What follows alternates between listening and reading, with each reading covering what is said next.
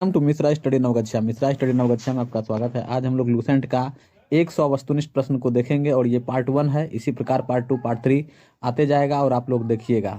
तो चलिए सबसे पहला प्रश्न देखिए क्या दिया है कि उत्तर में हिमालय से लेकर दक्षिण में समुद्र तक फैला उपमहाद्वीप किस नाम से ज्ञात है। तो आंसर इसका हो जाएगा ऑप्शन नंबर आप देख रहे हैं भारतवर्ष होगा। ठीक है, चलिए क्वेश्चन नंबर 2 है कि महाकाव्य तथा पुराणों में भारतवर्ष को किस नाम से जाना जाता है। तो इसको जाना जाता है वर्तों का देश। चलिए क्वेश्चन नंबर 3 है कि भारत के निवासी को क्या कहा जाता है। तो भारतीय कहा जाता है। अगला क्वेश्चन है क्वेश्चन नंबर 4 है कि प्राचीन ईरानी भारत को क्या कहकर पुकारते थे। तो इसका सही आंसर आप देख रहे हैं सिंधु होगा।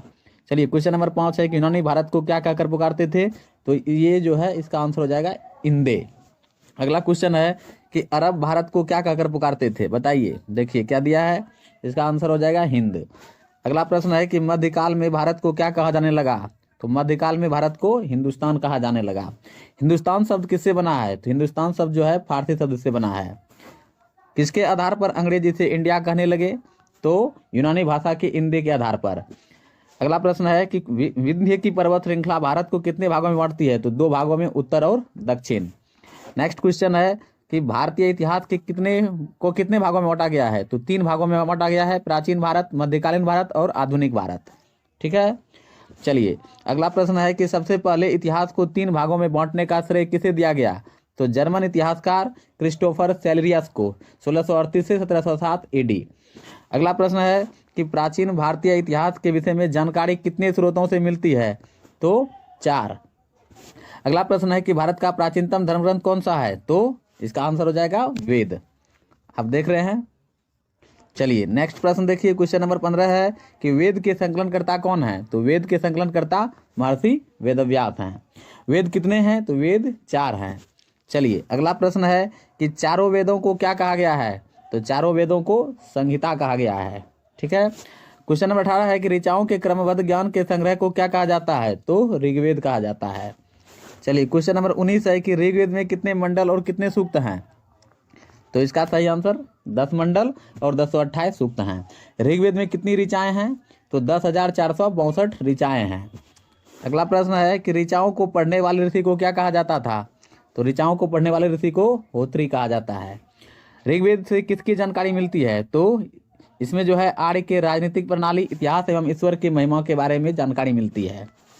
क्वेश्चन नंबर 23 है कि विश्वामित्र द्वारा रचित ऋग्वेद के तीसरे मंडल में किस देवता को समर्पित मंत्र है। तो यह हो जाएगा सूर्य देवता सावित्री को। चलिए क्वेश्चन नंबर 24 है कि ऋग्वेद के 9वें मंडल में किस देवता का उल्लेख है। तो सोम देवता का उल्लेख है। क्वेश्चन नंबर 25 है कि ऋग्वेद के 8वें मंडल की हस्तलिखित ऋचाओं को क्या कहा जाता है। तो खिल कहा जाता है। क्वेश्चन नंबर 26 है कि ऋग्वेद के 10वें मंडल में वर्णित क्या है। तो ऋग्वेद के 10वें मंडल में वर्णित जो है वह है पुरुष सूक्त। नेक्स्ट क्वेश्चन है कि वर्तमान में प्रचलित ग्रेगोरियन कैलेंडर किस पर आधारित है। तो ये है ईसा मसीह के जन्म वर्ष पर। क्वेश्चन नंबर 28 है कि वामना अवतार के 3 पदों का आख्यान का प्राचीनतम स्रोत क्या है। तो ये हो जाएगा ऋग्वेद। यदि दोस्तों वीडियो पसंद आए तो लाइक शेयर अवश्य कीजिएगा। इस तरह का सीरीज चलता रहेगा अब हमारे चैनल के माध्यम से। क्वेश्चन नंबर 29 है कि ऋग्वेद में इंद्र के लिए कितने ऋचाओं की रचना की गई है। तो 250। चलिए क्वेश्चन नंबर 30 देखिए क्या है कि ऋग्वेद में अग्नि के लिए कितने ऋचाओं की रचना की गई है। तो ये हो जाएगा 200। नेक्स्ट क्वेश्चन है कि वैदिक साहित्य में ऋग्वेद के बाद किसका स्थान है। तो शतपथ ब्राह्मण का स्थान है। क्वेश्चन नंबर 32 है कि यजुर्वेद किसे कहा गया है। यजुर्वेद जो है अनुपालन और नियमों के संकलन को कहा गया है। क्वेश्चन नंबर 33 है कि ऋग्वेद के पाठकर्ता को क्या कहा जाता है। तो अथर्वयु कहा जाता है। क्वेश्चन नंबर 34 है कि यजुर्वेद में किन चीज़ों का संकलन मिलता है। तो यजुर्वेद में जो है यज्ञों के नियमों एवं विधि विधानों का जो है संकलन मिलता है। क्वेश्चन नंबर 36 है कि यजुर्वेद में किन चीज़ों का वर्णन किया गया है। तो बलिदान विधि का वर्णन किया गया है। देखते जाइए सिर्फ आप लोग, और हम आशा करते हैं कि आप लोग जो है पूरा तरह से यदि वीडियो देख लीजिएगा तो आपका लूसेंट पूरा क्लियर हो जाएगा। क्वेश्चन नंबर 37 है कि गद्य और पद्य में वर्णित वेद कौन से हैं। तो इसका सही आंसर है यजुर्वेद। सामवेद किस वेद पर आधारित है। तो यह जो है ऋग्वेद पर आधारित है। चलिए क्वेश्चन नंबर 30 देखिए, किस वेद को भारतीय संगीत का जनक कहा जाता है। तो सामवेद को भारतीय संगीत का जनक कहा जाता है। अगला प्रश्न है कि साम का शाब्दिक अर्थ क्या होता है। तो साम का शाब्दिक अर्थ गान होता है। क्वेश्चन नंबर 41 है कि यज्ञों के अवसर पर गाए जाने वाले ऋचाओं का संकलन किस वेद में है। तो सामवेद में है। चलिए क्वेश्चन नंबर 42 है कि सामवेद के पाठकर्ता को क्या कहा गया है? तो उद्गाता कहा जाता है। क्वेश्चन नंबर 43 है किस वेद में किसी भी विशिष्ट ऐतिहासिक घटना का वर्णन नहीं मिलता है? तो यजुर्वेद तथा सामवेद में। क्वेश्चन नंबर 44 है कि अथर्ववेद की रचना किस ऋषि ने की थी? तो अथर्ववेद की रचना अथर्वा ऋषि ने की थी। अथर्ववेद में कुल कितने मंत्र हैं? तो 731 मंत्र हैं। अथर्ववेद में कुल पद्य की संख्या कितनी है? तो कुल पद्यों की संख्या है 6000। क्वेश्चन नंबर 43 है कि अथर्ववेद किसकी निंदा करता है? तो कन्याओं के जन्म की। क्वेश्चन नंबर 48 है कि ऐतिहासिक दृष्टि से अथर्ववेद में किसके महत्व का विवरण मिलता है? तो इसका सही आंसर होगा सामान्य मनुष्य के विचारों तथा अंधविश्वासों का। क्वेश्चन नंबर 49 है कि किस सूक्त को अथर्ववेद का प्रतिनिधि सूक्त माना जाता है? तो पृथ्वी सूक्त को अथर्ववेद का प्रतिनिधि सूक्त माना जाता है। क्वेश्चन नंबर 50 है कि किस वेद में सभा एवं समिति को प्रजापति की 2 पुत्रियां कहा गया है? तो अथर्ववेद में। क्वेश्चन नंबर 51 है कि सबसे प्राचीनतम वेद कौन सा है? तो सबसे प्राचीनतम वेद है ऋग्वेद। क्वेश्चन नंबर 52 है कि सबसे बाद का वेद कौन सा है? तो अथर्ववेद। क्वेश्चन नंबर 53 है कि वेद के कितने अंग हैं? तो वेद के 6 अंग हैं। आपको पता होना चाहिए कौन कौन से 6 अंग हैं। शिक्षा, कल्प, ज्योतिष, निरुक्त, छंद, इस तरह से 6 अंग हैं वेद के। क्वेश्चन नंबर 54 है कि भारतीय ऐतिहासिक कथाओं का सबसे अच्छा क्रमबद्ध विवरण कहाँ मिलता है? तो पुराणों में। क्वेश्चन नंबर 55 है कि पुराणों के रचयिता कौन है? तो पुराणों के रचयिता जो हैं लोमहर्ष और उसका एक पुत्र है उग्रश्रवा, वो हैं। पुराणों की संख्या कितनी है? तो पुराणों की संख्या है 18। चलिए अगला प्रश्न देखिए क्या है। कितने पुराणों में राजाओं की वंशावली पाई जाती है? तो राजाओं की वंशावली 5 पुराणों में पाई जाती है। तो आप देख रहे हैं कितने पुराणों में पाई जाती है? तो 5 पुराणों में पाई जाती है। क्वेश्चन नंबर 58 है कि विष्णु पुराण में किस राजाओं का वर्णन किया गया है? तो मौर्य वंश के राजाओं का वर्णन किया गया है। अगला प्रश्न है कि मत्स्य पुराण में किस राजाओं का वर्णन किया गया है? तो आंध्र सातवाहन वंश के राजाओं का वर्णन किया गया है। क्वेश्चन नंबर 60 है कि वायु पुराण में किस राजाओं का वर्णन किया गया है? तो गुप्त वंश के राजाओं का वर्णन देखने के लिए मिलता है। क्वेश्चन नंबर 61 है कि सबसे प्राचीनतम एवं प्रामाणिक पुराण कौन सा है? तो सबसे प्राचीनतम एवं प्रामाणिक पुराण जो है मत्स्य पुराण है। क्वेश्चन नंबर 62 है किस उपनिषद में 4 आश्रमों का उल्लेख मिलता है? तो जावलोपनिषद में मिलता है देखने के लिए। क्वेश्चन नंबर 63 है कि स्मृति ग्रंथों में सबसे प्राचीन एवं प्रामाणिक स्मृति किसे मानी जाती है? तो वह है मनुस्मृति को मानी जाती है। क्वेश्चन नंबर 64 है कि नारद स्मृति किस युग के विषय में जानकारी प्रदान करता है? तो यह गुप्त युग के बारे में जानकारी प्रदान करता है। क्वेश्चन नंबर 65 है कि मनुस्मृति किस काल का मानक ग्रंथ है? तो यह हो जाएगा शुंग काल का। क्वेश्चन नंबर 66 है किसमें बुद्ध की पूर्व जन्म की कहानी है? तो ये हो जाएगा आपका जातक में। हीनयान का प्रमुख ग्रंथ कौन सा है? तो हीनयान का प्रमुख ग्रंथ है कथावस्तु। क्वेश्चन नंबर 68 है कि महात्मा बुद्ध के जीवन चरित्र के अनेक कथाओं का वर्णन किसमें किया गया है? तो वह हो जाएगा हमारा कथावस्तु में। जैन साहित्य को क्या कहा जाता है? तो आगम कहा जाता है। क्वेश्चन नंबर 70 है कि जैन धर्म का प्रारंभिक इतिहास किससे ज्ञात होता है? तो कल्पसूत्र से ज्ञात होता है। क्वेश्चन नंबर 71 है कि किस ग्रंथ में महावीर के जीवन के संबंधों का विवरण मिलता है? तो भगवती सूत्र में। चलिए क्वेश्चन नंबर 72 है कि अर्थशास्त्र के लेखक कौन है? तो अर्थशास्त्र के लेखक हैं चाणक्य। क्वेश्चन नंबर 73 है कि चाणक्य को अन्य किस नाम से जाना जाता है? तो कौटिल्य या विष्णुगुप्त। क्वेश्चन नंबर 74 है कि अर्थशास्त्र कितने अधिकरणों एवं प्रकरणों में विभाजित है? तो 15 अधिकरणों एवं 180 प्रकरणों में विभाजित है। क्वेश्चन नंबर 75 है कि चाणक्य के अर्थशास्त्र में किसके इतिहास की जानकारी प्राप्त होती है? तो मौर्यकालीन इतिहास की। क्वेश्चन नंबर 76 है कि संस्कृत साहित्य में ऐतिहासिक घटनाओं को क्रमबद्ध लिखने का सर्वप्रथम प्रयास किसके द्वारा किया गया? तो कलहन के द्वारा किया गया। क्वेश्चन नंबर 77 है कि राजतरंगिणी के लेखक कौन है? तो राजतरंगिणी के लेखक कलहन है। राजतरंगिणी का संबंध किसके इतिहास से है? तो कश्मीर के इतिहास से है। बहुत ही वीवीआई प्रश्न है, आप लोग देखते जाइए सिर्फ, और पूरा लूसेंट हम खत्म कर देंगे। अरबों की सिंध विजय का वृत्तांत किसमें सुरक्षित है? तो इसे जो है चचनामा में सुरक्षित है। चचनामा के लेखक कौन है? तो अली अहमद हैं चचनामा के लेखक।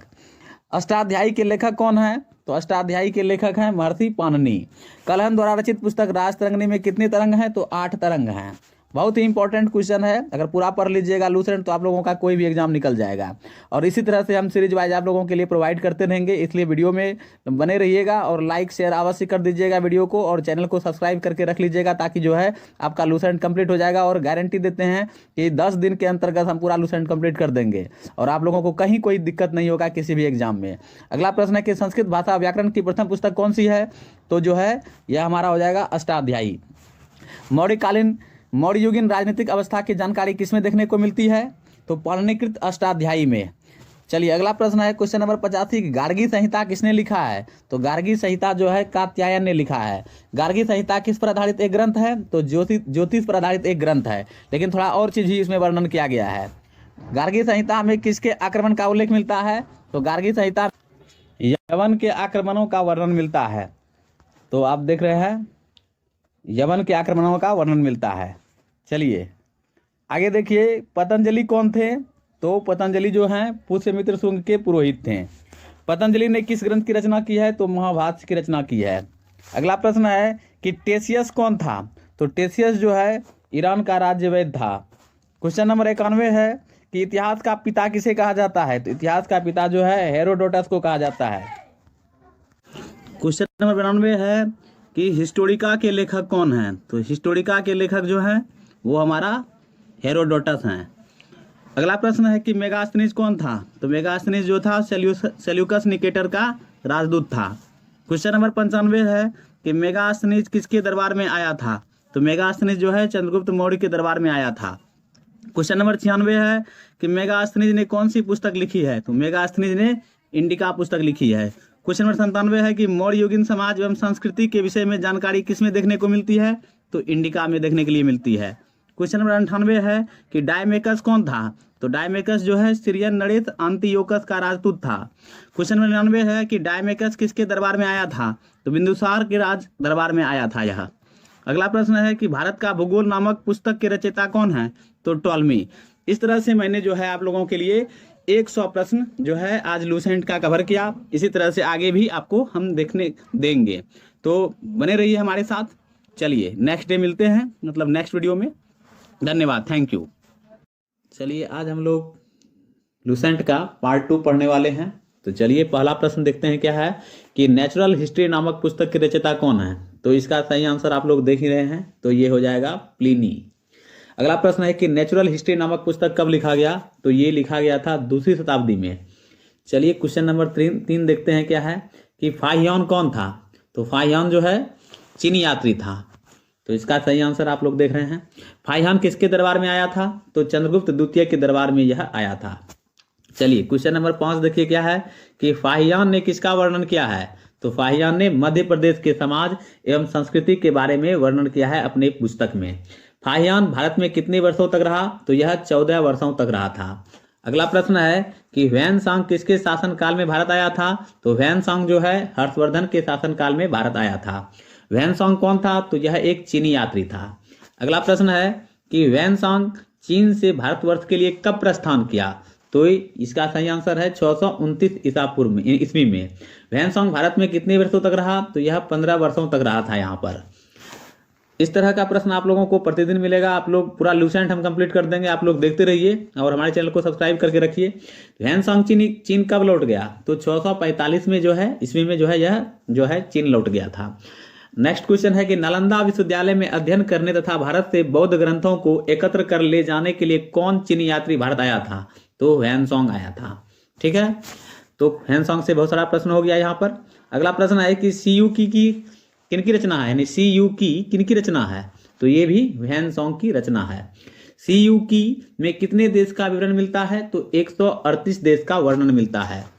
अगला प्रश्न है कि हर्षकालीन समाज धर्म तथा राजनीति के बारे में वर्णन किसने किया है? यानी कहने का सेंस है कि हर्षकालीन समाज धर्म तथा राजनीति के बारे में वर्णन किसने किया है? तो ह्वेनसांग ने किया था, क्योंकि हर्षवर्धन के शासनकाल में ही भारत आया था यह। नेक्स्ट क्वेश्चन है कि ह्वेनसांग के अध्ययन के समय नालंदा विश्वविद्यालय के कुलपति कौन थे? तो ये थे आचार्य शीलभद्र। चलिए क्वेश्चन नंबर 17 देखिए क्या दिया है कि नालंदा विश्वविद्यालय किसके लिए प्रसिद्ध था? तो नालंदा विश्वविद्यालय जो है बौद्ध दर्शन के लिए प्रसिद्ध था। अगला क्वेश्चन है कि इत्सिंग भारत कब आया था? तो यह जो है 7वीं शताब्दी के अंत में भारत आया था। नेक्स्ट क्वेश्चन है क्वेश्चन नंबर 19 है कि इत्सिंग ने किस विश्वविद्यालय का वर्णन किया है? तो इन्होंने जो है नालंदा एवं विक्रमशिला विश्वविद्यालय का वर्णन किया है। नेक्स्ट क्वेश्चन है कि अलबर्नी कौन था? तो यह एक अरबी यात्री था। अगला प्रश्न है क्वेश्चन नंबर 21 है कि महमूद गजनवी के साथ भारत कौन आया था? तो महमूद गजनवी के साथ भारत आया था अलबर्नी। क्वेश्चन नंबर 22 है किताब उल हिंद या तहकीक ए हिंद की रचना किसने की? इसका अर्थ होता है भारत की खोज। तो इसकी रचना जो है अलबरूनी ने की थी। क्वेश्चन नंबर 23 है कि इब्न बतूता की रचना कौन सी है? तो इनकी रचना है रहला, जो कि एक यात्रा वृत्तांत है। अगला क्वेश्चन है कि इब्न बतूता भारत कब आया था? तो यह जो है 1333 ईस्वी में भारत आया था। क्वेश्चन नंबर 25 देखिए क्या है कि इब्न बतूता को किसने दिल्ली का काजी या न्यायाधीश नियुक्त किया? तो मोहम्मद बिन तुगलक ने इन्हें काजी या न्यायाधीश नियुक्त किया था। नेक्स्ट क्वेश्चन है कि इब्न बतूता द्वारा लिखित रहला पुस्तक किस भाषा में लिखा गया है? तो यह अरबी भाषा में लिखा गया है। चलिए क्वेश्चन नंबर 27 देखिए क्या दिया है कि तारानाथ कौन थे? तो तारानाथ जो है एक तिब्बती लेखक थे। नेक्स्ट क्वेश्चन है कि मार्को पोलो भारत कब आया था? तो 13वीं शताब्दी के अंत में मार्को पोलो भारत आया था। क्वेश्चन नंबर 29 है कि भारतीय पुरातत्व शास्त्र का पितामह किसे कहा जाता है? तो सर अलेक्जेंडर कनिंघम को भारतीय पुरातत्व शास्त्र का पितामह कहा जाता है। क्वेश्चन नंबर 30 है कि सर्वप्रथम भारतवर्ष का जिक्र किस अभिलेख में है? तो हाथी गुम्फा अभिलेख में है। चलिए क्वेश्चन नंबर 31 है कि सर्वप्रथम भारत पर होने वाले हून आक्रमण की जानकारी किस अभिलेख से प्राप्त होती है? तो इसका आंसर है भीतरी स्तंभ लेख से। नेक्स्ट क्वेश्चन है कि सती प्रथा का पहला लिखित साक्ष्य किस अभिलेख से प्राप्त होती है? तो एरन अभिलेख, जो कि है शासक भानुगुप्त से। अगला क्वेश्चन है कि सातवाहन राजाओं का पूरा इतिहास किसके आधार पर लिखा गया? तो अभिलेखों के आधार पर। अगला क्वेश्चन है क्वेश्चन नंबर 34 है कि रेशम बुनकर की श्रेणियों की जानकारी किस अभिलेख से प्राप्त होती है? तो इसका सही आंसर देख लीजिए मंदसौर अभिलेख से। नेक्स्ट क्वेश्चन है कि प्राचीनतम सिक्कों को क्या कहा जाता है? तो आहत सिक्के कहा जाता है। क्वेश्चन नंबर 37 है कि साहित्य में आहत सिक्के को क्या कहा गया है? तो साहित्य में आहत सिक्के को कथार्पण कहा गया है। सर्वप्रथम सिक्कों पर लेख लिखने का कार्य किस शासक ने किया? तो यवन शासकों ने किया था। क्वेश्चन नंबर 39 है कि समुद्रगुप्त किस प्रकार के वाद्य यंत्र बजाते थे? तो इसका सही आंसर होगा वीणा। क्योंकि सिक्कों में इस चीज का वर्णन करते हैं समुद्रगुप्त, तो इसीलिए वहां पर ये शो किया गया है, इसलिए ऐसा माना गया है कि समुद्रगुप्त वीणा बजाते थे। नेक्स्ट क्वेश्चन है अभिलेखों का अध्ययन क्या कहलाता है? तो एपिग्राफी कहलाता है। चलिए क्वेश्चन नंबर 41 देखिए कि हाथी गुम्फा अभिलेख किस शासक से संबंधित है? तो ये है कलिंग राजा खारवेल से। नेक्स्ट क्वेश्चन है कि जूनागढ़ अभिलेख किस शासक से संबंधित है? तो रुद्रदामन से। चलिए क्वेश्चन नंबर 43 देखिए कि नासिक अभिलेख किस शासक से संबंधित है? तो यह हो जाएगा गौतमी बलश्री से। नेक्स्ट क्वेश्चन है प्रयाग स्तंभ लेख किस शासक से संबंधित है? तो समुद्रगुप्त से। क्वेश्चन नंबर 45 है कि एहोल अभिलेख किस शासक से संबंधित है? तो यहाँ पर आप देख रहे हैं कि पुलकेशिन द्वितीय से। नेक्स्ट है क्वेश्चन नंबर 46 की ग्वालियर अभिलेख किस शासक से संबंधित है? तो प्रतिहार नरेश भोज से। ये लूसेंट से लिया गया क्वेश्चन है, बहुत ही इंपॉर्टेंट है और पूरा लूसेंट का जो है मैं आपको कंप्लीट कर दूंगा। चलिए क्वेश्चन नंबर 47 देखिए कि है मंदसौर अभिलेख किस शासक से संबंधित है? तो मंदसौर अभिलेख जो है मालवा नरेश यशोवर्मन से। क्वेश्चन नंबर 48 है कि भीतरी एवं जूनागढ़ अभिलेख किस शासक से संबंधित है? तो स्कंदगुप्त से। क्वेश्चन नंबर 49 देखिए कि देवपारा अभिलेख किस शासक से संबंधित है? तो यह है बंगाल शासक विजयसेन से। क्वेश्चन नंबर 50 है कि उत्तर भारत के मंदिरों की कला की शैली क्या कहलाती है? तो नागर शैली कहलाती है। क्वेश्चन नंबर 51 है कि दक्षिण भारत के मंदिरों की कला की शैली क्या कहलाती है? तो द्राविड़ शैली कहलाती है। क्वेश्चन नंबर 52 है कि नागर शैली और द्राविड़ शैली के सम्मिलित रूप को क्या कहा जाता है? तो वेसर शैली कहा जाता है। क्वेश्चन नंबर 53 है कि पंचायतन शब्द किससे संबंधित है? तो पंचायतन शब्द जो है मंदिर रचना शैली से संबंधित है। क्वेश्चन नंबर 54 है कि जिस काल में मनुष्य ने घटनाओं का कोई लिखित विवरण नहीं किया उसे क्या कहा गया? तो प्रागैतिहासिक काल कहा जाता है उसे। क्वेश्चन नंबर 55 है कि जिसका विवरण लिखित रूप से उपलब्ध हो उस काल को क्या कहा जाता है? उस काल को इतिहास कहा जाता है, ऐतिहासिक काल। ज्ञानी मानव यानी होमो सेपियंस का प्रवेश इस धरती पर कब हुआ? तो 30 या 40,000 वर्ष पूर्व लगभग। चलिए क्वेश्चन नंबर 57 है कि पुरापाषाण काल के मानव की जीविका का मुख्य आधार क्या था? तो इसका आधार था शिकार करना। आग का आविष्कार किस काल में हुआ? तो पुरापाषाण काल में आग का आविष्कार हुआ। क्वेश्चन नंबर 59 है कि पहिए का आविष्कार किस काल में हुआ? तो इसका आविष्कार जो है नवपाषाण काल में हुआ। नेक्स्ट क्वेश्चन है कि मनुष्य में अस्थायी निवास की प्रवृत्ति किस काल में हुई? तो नवपाषाण काल में हुई। क्वेश्चन नंबर 61 है कि मनुष्य ने सबसे पहले किसे पालतू बनाया? तो मनुष्य ने सबसे पहले कुत्ते को पालतू बनाया। क्वेश्चन नंबर 62 है मनुष्य ने सर्वप्रथम किस धातु का प्रयोग किया? तो तांबा धातु का प्रयोग सबसे पहले किया था। क्वेश्चन नंबर 63 है कि मनुष्य द्वारा बनाए जाने वाला प्रथम औजार कौन सा था? तो प्रथम औजार था कुल्हाड़ी। क्वेश्चन नंबर 64 है कृषि का आविष्कार किस काल में हुआ?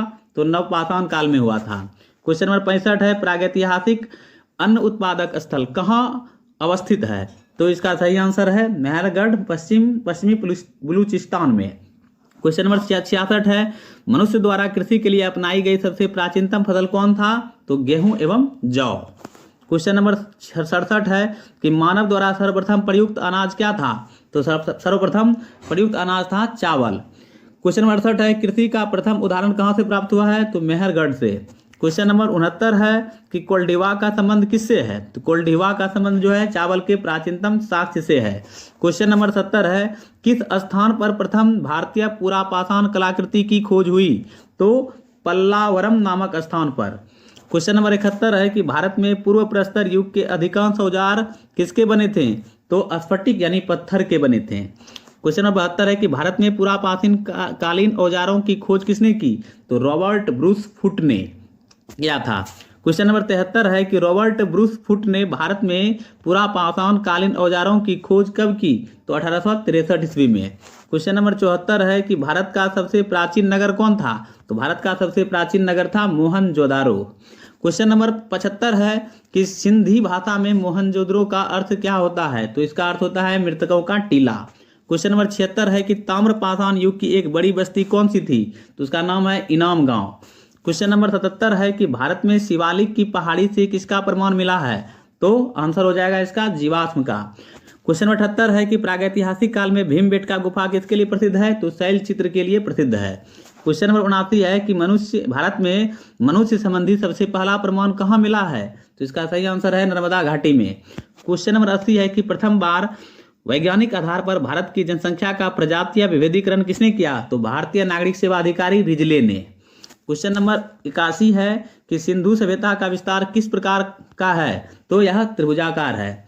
सिंधु सभ्यता की खोज किसने की? तो राय बहादुर दयाराम साहनी ने इसकी खोज की थी। क्वेश्चन नंबर 83 है कि राय बहादुर दयाराम साहनी ने सिंधु सभ्यता की खोज कब की? तो इसकी खोज की थी 1921 ईस्वी में। सिंधु सभ्यता को किस युग के अंतर्गत रखा जा सकता है? तो आदि ऐतिहासिक युग अथवा कांस्य युग के अंतर्गत रखा जा सकता है। क्वेश्चन नंबर 85 है कि सिंधु सभ्यता के मुख्य निवासी कौन थे? तो सिंधु सभ्यता के मुख्य निवासी थे द्रविड़ एवं भूमध्य सागरीय लोग। क्वेश्चन नंबर 86 है कि भारतीय पुरातत्व संरक्षण विभाग के तत्कालीन महानिदेशक कौन थे? तो सर जॉन मार्शल थे। क्वेश्चन नंबर 87 है कि किसने सिंधु घाटी सभ्यता नामक एक उन्नत नगरीय सभ्यता पाए जाने की विधिवत घोषणा की? तो सर जॉन मार्शल ने की थी। क्वेश्चन नंबर 88 है कि सर जॉन मार्शल ने सिंधु घाटी सभ्यता नामक एक उन्नत नगरीय सभ्यता पाए जाने की घोषणा कब की थी? 1924 में की थी। क्वेश्चन नंबर 89 है कि सिंधु सभ्यता या सैंधा सभ्यता कैसी सभ्यता थी? तो यह नगरीय सभ्यता थी। क्वेश्चन नंबर 90 है स्वतंत्रता प्राप्ति पश्चात हड़प्पा संस्कृति के सर्वाधिक स्थल कहाँ खोजे गए हैं? तो ये आंसर हो जाएगा इसका गुजरात में। क्वेश्चन नंबर 91 है कि सिंधु घाटी सभ्यता का सबसे बड़ा स्थल कौन सा है? तो है मोहनजोदड़ो। राखी गढ़ी कहाँ अवस्थित है? तो हरियाणा के हिसार जिले में यह अवस्थित है। क्वेश्चन नंबर 94 है कि राखी गढ़ी की खोज किसने की थी? तो इसकी खोज की थी सूरजभान ने। क्वेश्चन नंबर 95 है कि राखी गढ़ी की खोज कब की गई थी? तो 1963 ईस्वी में की गई थी। क्वेश्चन नंबर 96 है कि सिंधु सभ्यता का प्रमुख बंदरगाह था तो कौन था? तो लोथल एवं सुतकोतदा, ये दो प्रमुख बंदरगाह थे। क्वेश्चन नंबर 97 है जुते हुए खेत और नक्काशीदार ईंटों के प्रयोग का साक्ष्य कहाँ से प्राप्त हुआ है? तो कालीबंगा से प्राप्त हुआ है। क्वेश्चन नंबर 98 है कि सैंधव सभ्यता की सबसे बड़ी इमारत कौन सी है? तो इसकी सबसे बड़ी इमारत जो है मोहनजोदड़ो से प्राप्त स्नानागार। क्वेश्चन नंबर 99 है अग्निकुंड कहाँ से प्राप्त हुए हैं? तो लोथल एवं कालीबंगा से। क्वेश्चन नंबर 100 है कि पशुपतिनाथ की मूर्ति कहाँ से मिली है? तो इसका सही आंसर है मोहनजोदड़ो। इस तरह से मैंने आपको 100 क्वेश्चन कराया। अब नेक्स्ट पार्ट में फिर 100 क्वेश्चन कराएंगे हम लोग करेंगे और आपको करवाएंगे भी। और इस तरह से पूरा लूसेंट बुक हम कंप्लीट करके आप लोगों के सामने में रख देंगे। और यदि आप इसको पूरा तरह से पढ़ लीजिएगा तो कहीं भी कोई दिक्कत नहीं होगी। तो चलिए अब नेक्स्ट वीडियो में हम लोग मिलेंगे। धन्यवाद, थैंक यू। लूसेंट का पार्ट 3 करने वाले हैं। तो पहला क्वेश्चन देखिए क्या दिया है कि कहाँ से एक नर्तकी की कांस्य से मूर्ति भी मिली है? तो इसका सही आंसर आप देख ही रहे हैं कि मोहनजोदड़ो से मिली है। नेक्स्ट क्वेश्चन है कि हड़प्पा की मोहरों पर सबसे अधिक किस पशु का अंकन मिलता है? तो एक श्रृंगी पशु का अंकन मिलता है। क्वेश्चन नंबर 3 देखिए क्या दिया है कि मनके बनाने के कारखाने कहाँ से मिले हैं? तो मनके बनाने के कारखाने जो है लोथल एवं चन्हू से मिले हैं। सिंधु सभ्यता की लिपि कौन सी थी? तो इसकी लिपि थी भाव चित्रात्मक। क्वेश्चन नंबर 5 है कि भाव चित्रात्मक लिपि किस ओर लिखी जाती है? तो यह लिखी जाती है दाएं से बाएं। हड़प्पा किस नदी के किनारे स्थित है? तो रावी नदी के किनारे स्थित है। चलिए क्वेश्चन नंबर 7 देखिए क्या दिया है कि मोहनजोदड़ो किस नदी के किनारे स्थित है? तो यह है सिंधु नदी के किनारे। चन्हूदरो किस नदी के किनारे स्थित है? तो यह है सिंधु नदी के किनारे। चलिए क्वेश्चन नंबर 9 देखिए क्या दिया है कि कालीबंगा किस नदी के किनारे स्थित है? तो यह है घग्घर नदी के किनारे। नेक्स्ट क्वेश्चन है कि कोटदीजी किस नदी के किनारे अवस्थित है? तो यह है सिंधु नदी के किनारे। चलिए अगला क्वेश्चन देखिए क्या दिया है कि रंगपुर किस नदी के किनारे स्थित है? तो रंगपुर जो है यह मादर नदी के किनारे अवस्थित है। रोपर किस नदी के किनारे है? तो यह है सतलज नदी के किनारे अवस्थित है। क्वेश्चन नंबर 13 देखिए क्या दिया है कि लोथल किस नदी के किनारे है? तो यह जो है भोगवा नदी के किनारे है। नेक्स्ट क्वेश्चन है कि आलमगीरपुर किस नदी के किनारे है? तो यह है हिंडन नदी के किनारे है। क्वेश्चन नंबर 15 देखिए क्या दिया है कि मोहनजोदड़ो की खोज किसने की थी? तो इसकी खोज की थी राखलदास बनर्जी ने 1922 ईस्वी में। नेक्स्ट क्वेश्चन है कि सिंधववासी किन वस्त्रों का प्रयोग करते थे? सूती एवं ऊनी वस्त्रों का प्रयोग करते थे। क्वेश्चन नंबर 17 देखिए क्या दिया है कि सिंधु सभ्यता के लोग किससे परिचित नहीं थे? तो तलवार से ये लोग परिचित नहीं थे। क्वेश्चन नंबर 18 है कि कालीबंगा का अर्थ क्या होता है? तो इसका अर्थ होता है काली चूड़ियां।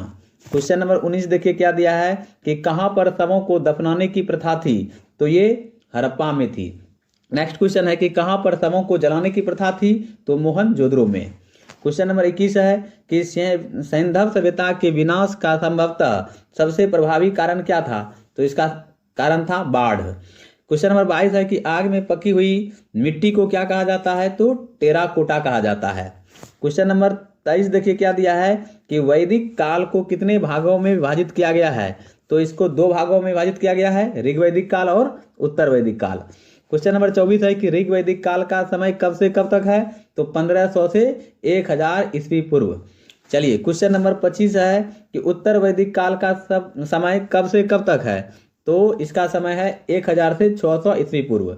नेक्स्ट क्वेश्चन है कि आर्य सर्वप्रथम कहाँ बसे? तो पंजाब एवं अफगानिस्तान में। चलिए क्वेश्चन नंबर 27 देखिए क्या दिया है कि मैक्स मुलर ने आर्य का मूल निवास कहाँ माना है? तो मध्य एशिया को इन्होंने माना है। क्वेश्चन नंबर 28 है कि आर्य द्वारा निर्मित सभ्यता को क्या कहा गया? तो वैदिक सभ्यता कहा गया। चलिए क्वेश्चन नंबर 29 है कि वैदिक सभ्यता को कौन सी सभ्यता कहा गया? तो ग्रामीण सभ्यता कहा गया। आर्यों की भाषा क्या थी? तो संस्कृत थी।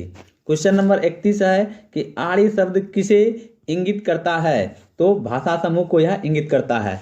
क्वेश्चन नंबर 32 है कि आर्यों के प्रशासनिक इकाई कितने भागों में बटा हुआ था? तो 5 भागों में बटा हुआ था, कुल, ग्राम, विश्व, जन और राष्ट्र। चलिए क्वेश्चन नंबर 33 देखिए क्या दिया है कि गांव के मुखिया को क्या कहा जाता था? तो गांव के मुखिया को ग्रामीणी कहा जाता था। विश्व के प्रधान को क्या कहा जाता था? तो विश्वपति कहा जाता था। क्वेश्चन नंबर 36 है कि जन के शासक को क्या कहा जाता था? तो राजन कहा जाता था। क्वेश्चन नंबर 37 है राज्य अधिकारियों में सबसे प्रमुख कौन थे? तो पुरोहित एवं सेनानी। क्वेश्चन नंबर 38 है कि किस वेद में किसी तरह के न्यायाधिकारी का उल्लेख नहीं है? तो वह है ऋग्वेद में। नेक्स्ट क्वेश्चन है कि वाजपति किसे कहा जाता था? तो गोचर भूमि के अधिकारी को कहा जाता था। क्वेश्चन नंबर 40 है कि कौन सी संस्था राजा को सलाह देने वाली संस्था थी? तो सभा एवं समिति। सभा एवं समिति के अध्यक्ष को क्या कहा जाता था? तो ईशान कहा जाता था। क्वेश्चन नंबर 42 है कि युद्ध में कबीले का नेतृत्व कौन करता था? तो जो है राजा करता था। क्वेश्चन नंबर 43 है कि वैदिक सभ्यता में युद्ध के लिए किस शब्द का प्रयोग किया गया है? तो गवष्टि शब्द का प्रयोग किया गया है। क्वेश्चन नंबर 44 है कि दशराज युद्ध का उल्लेख ऋग्वेद के किस मंडल में है? तो 7वें मंडल में है। दशराज युद्ध कहाँ लड़ा गया? तो पुरुषनी यानी रावी नदी के तट पर। क्वेश्चन नंबर 46 देखिए क्या दिया है कि दशराज युद्ध किनके बीच लड़ा गया? तो यह जो है सुदास एवं 10 जनों के बीच लड़ा गया था। दशराज युद्ध में कौन विजयी रहा? तो सुदास विजयी रहा। क्वेश्चन नंबर 48 है कि उपनिषदों की कुल संख्या कितनी है? तो इसकी संख्या है 108। नेक्स्ट क्वेश्चन है कि ऋग्वैदिक समाज कितने वर्णों में विभक्त था? तो 4 वर्णों में विभक्त था, ब्राह्मण, क्षत्रिय, वैश्य और शूद्र। क्वेश्चन नंबर 50 है कि चतुर्वर्णों का उल्लेख कहाँ मिलता है? तो इसका उल्लेख मिलता है ऋग्वेद के 10वें मंडल के पुरुष सूक्त में। क्वेश्चन नंबर 51 है कि आर्यों का समाज कैसा था? तो पितृ प्रधान था। क्वेश्चन नंबर 52 है कि समाज की सबसे छोटी इकाई को क्या कहा जाता था? तो समाज की सबसे छोटी इकाई को परिवार या कुल कहा जाता था। कुल अब किसे कहा जाता था? तो परिवार के मुखिया को यानी कि पिता को कहा जाता था। क्वेश्चन नंबर 54 है किस काल में बाल विवाह एवं पर्दा प्रथा का प्रचलन नहीं था? तो ऋग्वैदिक काल में। क्वेश्चन नंबर 55 है कि किसने याज्ञवल्क्य को वाद विवाद की चुनौती दी थी? तो गार्गी ने दी थी। क्वेश्चन नंबर 56 देखिए क्या है कि जीवन भर अविवाहित रहने वाली महिलाओं को क्या कहा जाता था? तो अमाजू कहा जाता था। क्वेश्चन नंबर 57 देखिए कि जीविकोपार्जन के लिए वेद वेदांग पढ़ने वाले अध्यापक को क्या कहा जाता था? तो उपाध्याय कहा जाता था। क्वेश्चन नंबर 58 है कि आर्यों का मुख्य पेय पदार्थ क्या था? तो सोमरस, यह वनस्पति का बना होता था। क्वेश्चन नंबर 59 है कि आर्य मुख्यतः कितने प्रकार के वस्त्रों का उपयोग करते थे? तो 3 प्रकार के वस्त्रों का उपयोग करते थे। क्वेश्चन नंबर 60 है कि किसे भारतीय परमाणुवाद का जनक कहा गया है? तो महर्षि कणाद को परमाणुवाद का जनक कहा गया है। क्वेश्चन नंबर 61 है कि आर्यों का मुख्य व्यवसाय क्या था? तो आर्यों का मुख्य व्यवसाय था पशुपालन एवं कृषि। क्वेश्चन नंबर 62 है कि आर्यों का प्रिय पशु क्या था? तो इसका प्रिय पशु था घोड़ा। नेक्स्ट क्वेश्चन है कि आर्यों का सर्वाधिक प्रिय देवता कौन था? तो ये था इंद्र। क्वेश्चन नंबर 64 है कि आर्यों द्वारा खोजी गई धातु कौन सी थी? तो वह था लोहा, जिसको श्याम अयस्क भी कहा जाता है। क्वेश्चन नंबर 65 है कि व्यापार हेतु दूर दूर तक जाने वाले व्यक्ति को क्या कहते थे? तो पनी कहते थे। क्वेश्चन नंबर 66 है कि लेन देन के लिए किस प्रणाली का प्रयोग किया जाता था? तो लेन देन के लिए जो प्रणाली का उपयोग किया जाता था वह था वस्तु विनिमय प्रणाली। तो ये लूसेंट का बहुत ही इंपॉर्टेंट सीरीज चल रहा है मेरे द्वारा। आप लोग मेरे चैनल में बने रहें, चैनल को लाइक शेयर सब्सक्राइब कीजिए ताकि जो है इस तरह का वीडियो बनाने में मुझे मोटिवेट मिले। चलिए क्वेश्चन नंबर 67 देखिए क्या दिया है कि ऋण देकर ब्याज देने वाले व्यक्ति को क्या कहा जाता था? तो वेकनॉट यानी कि सूदखोर कहा जाता था।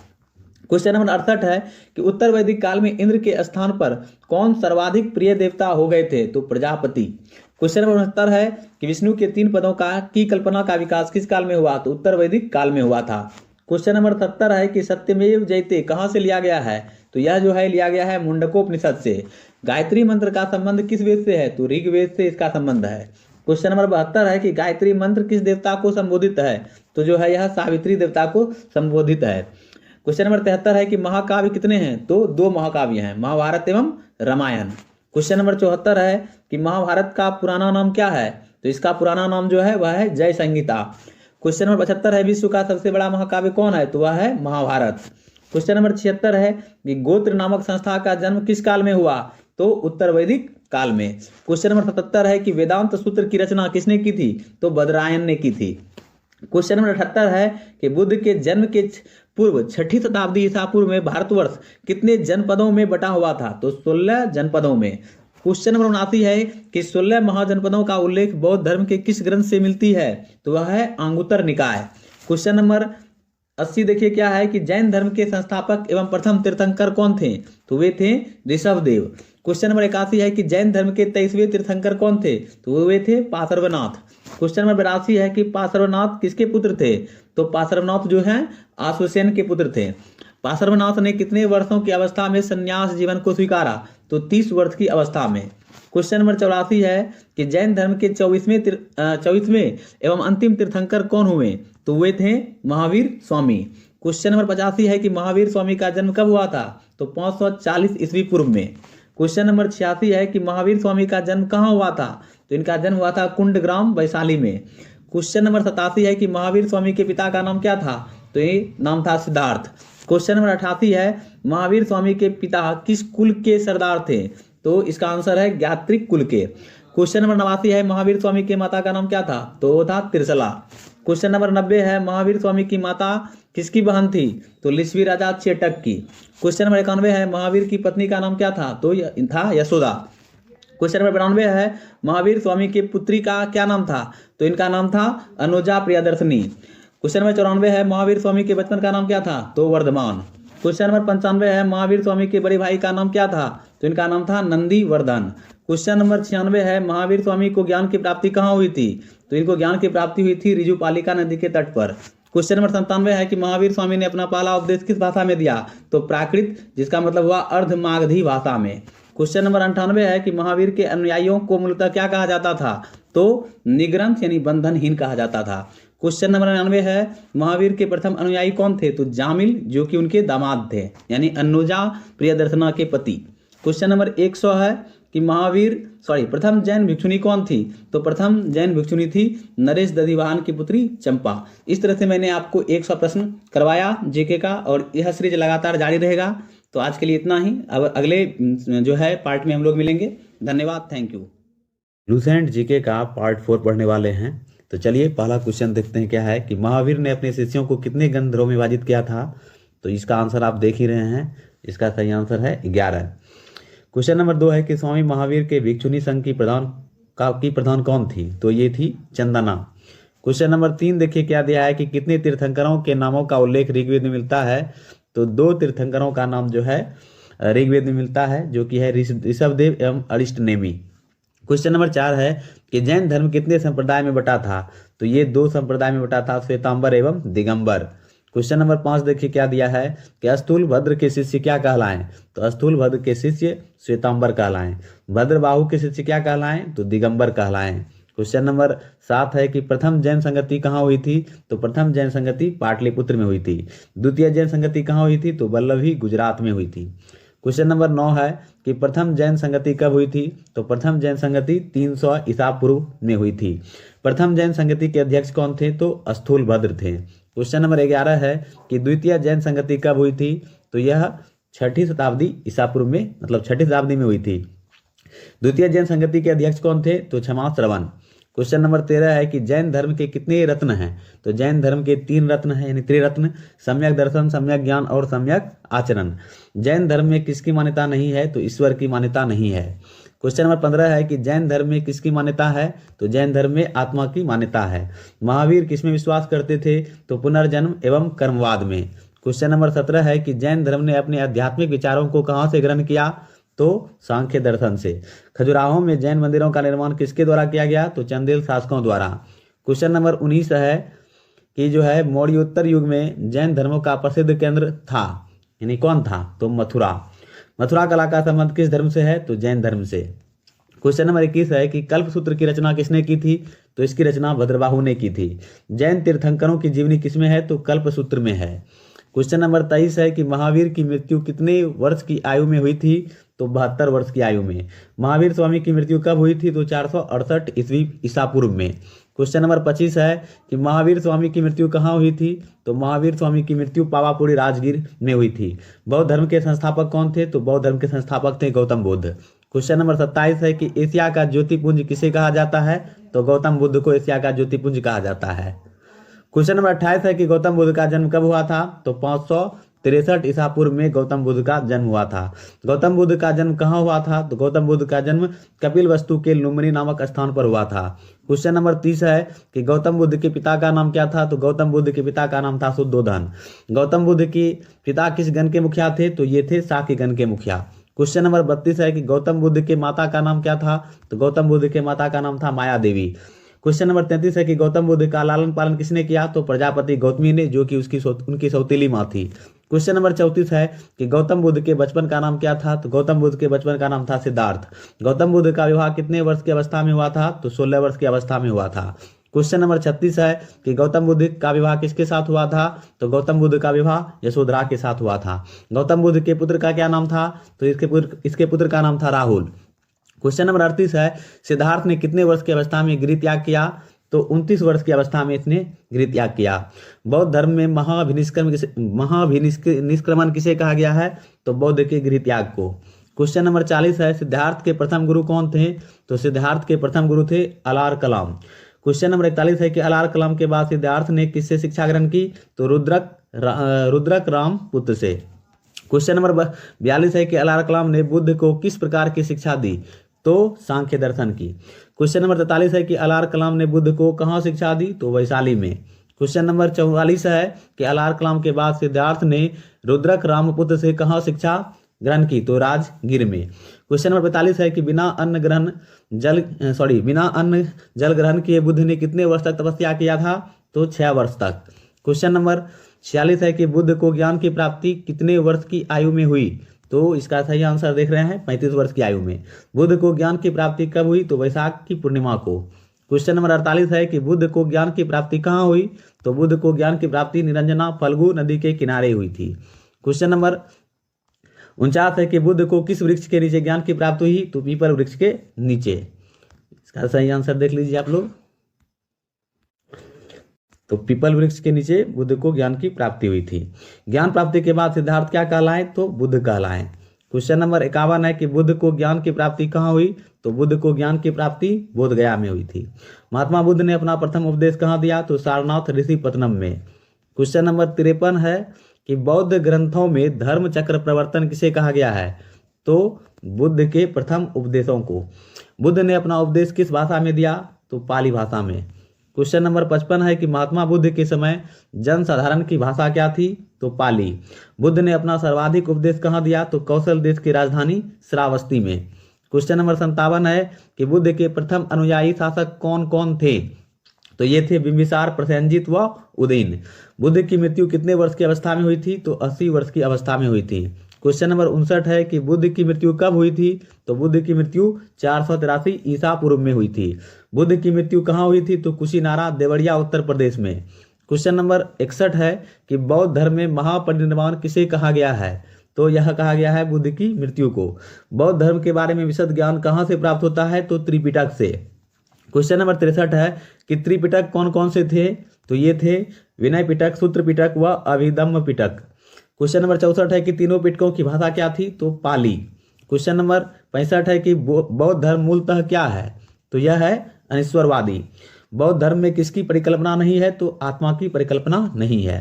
क्वेश्चन नंबर 67 है कि बौद्ध धर्म में किसकी मान्यता है? तो पुनर्जन्म की मान्यता है।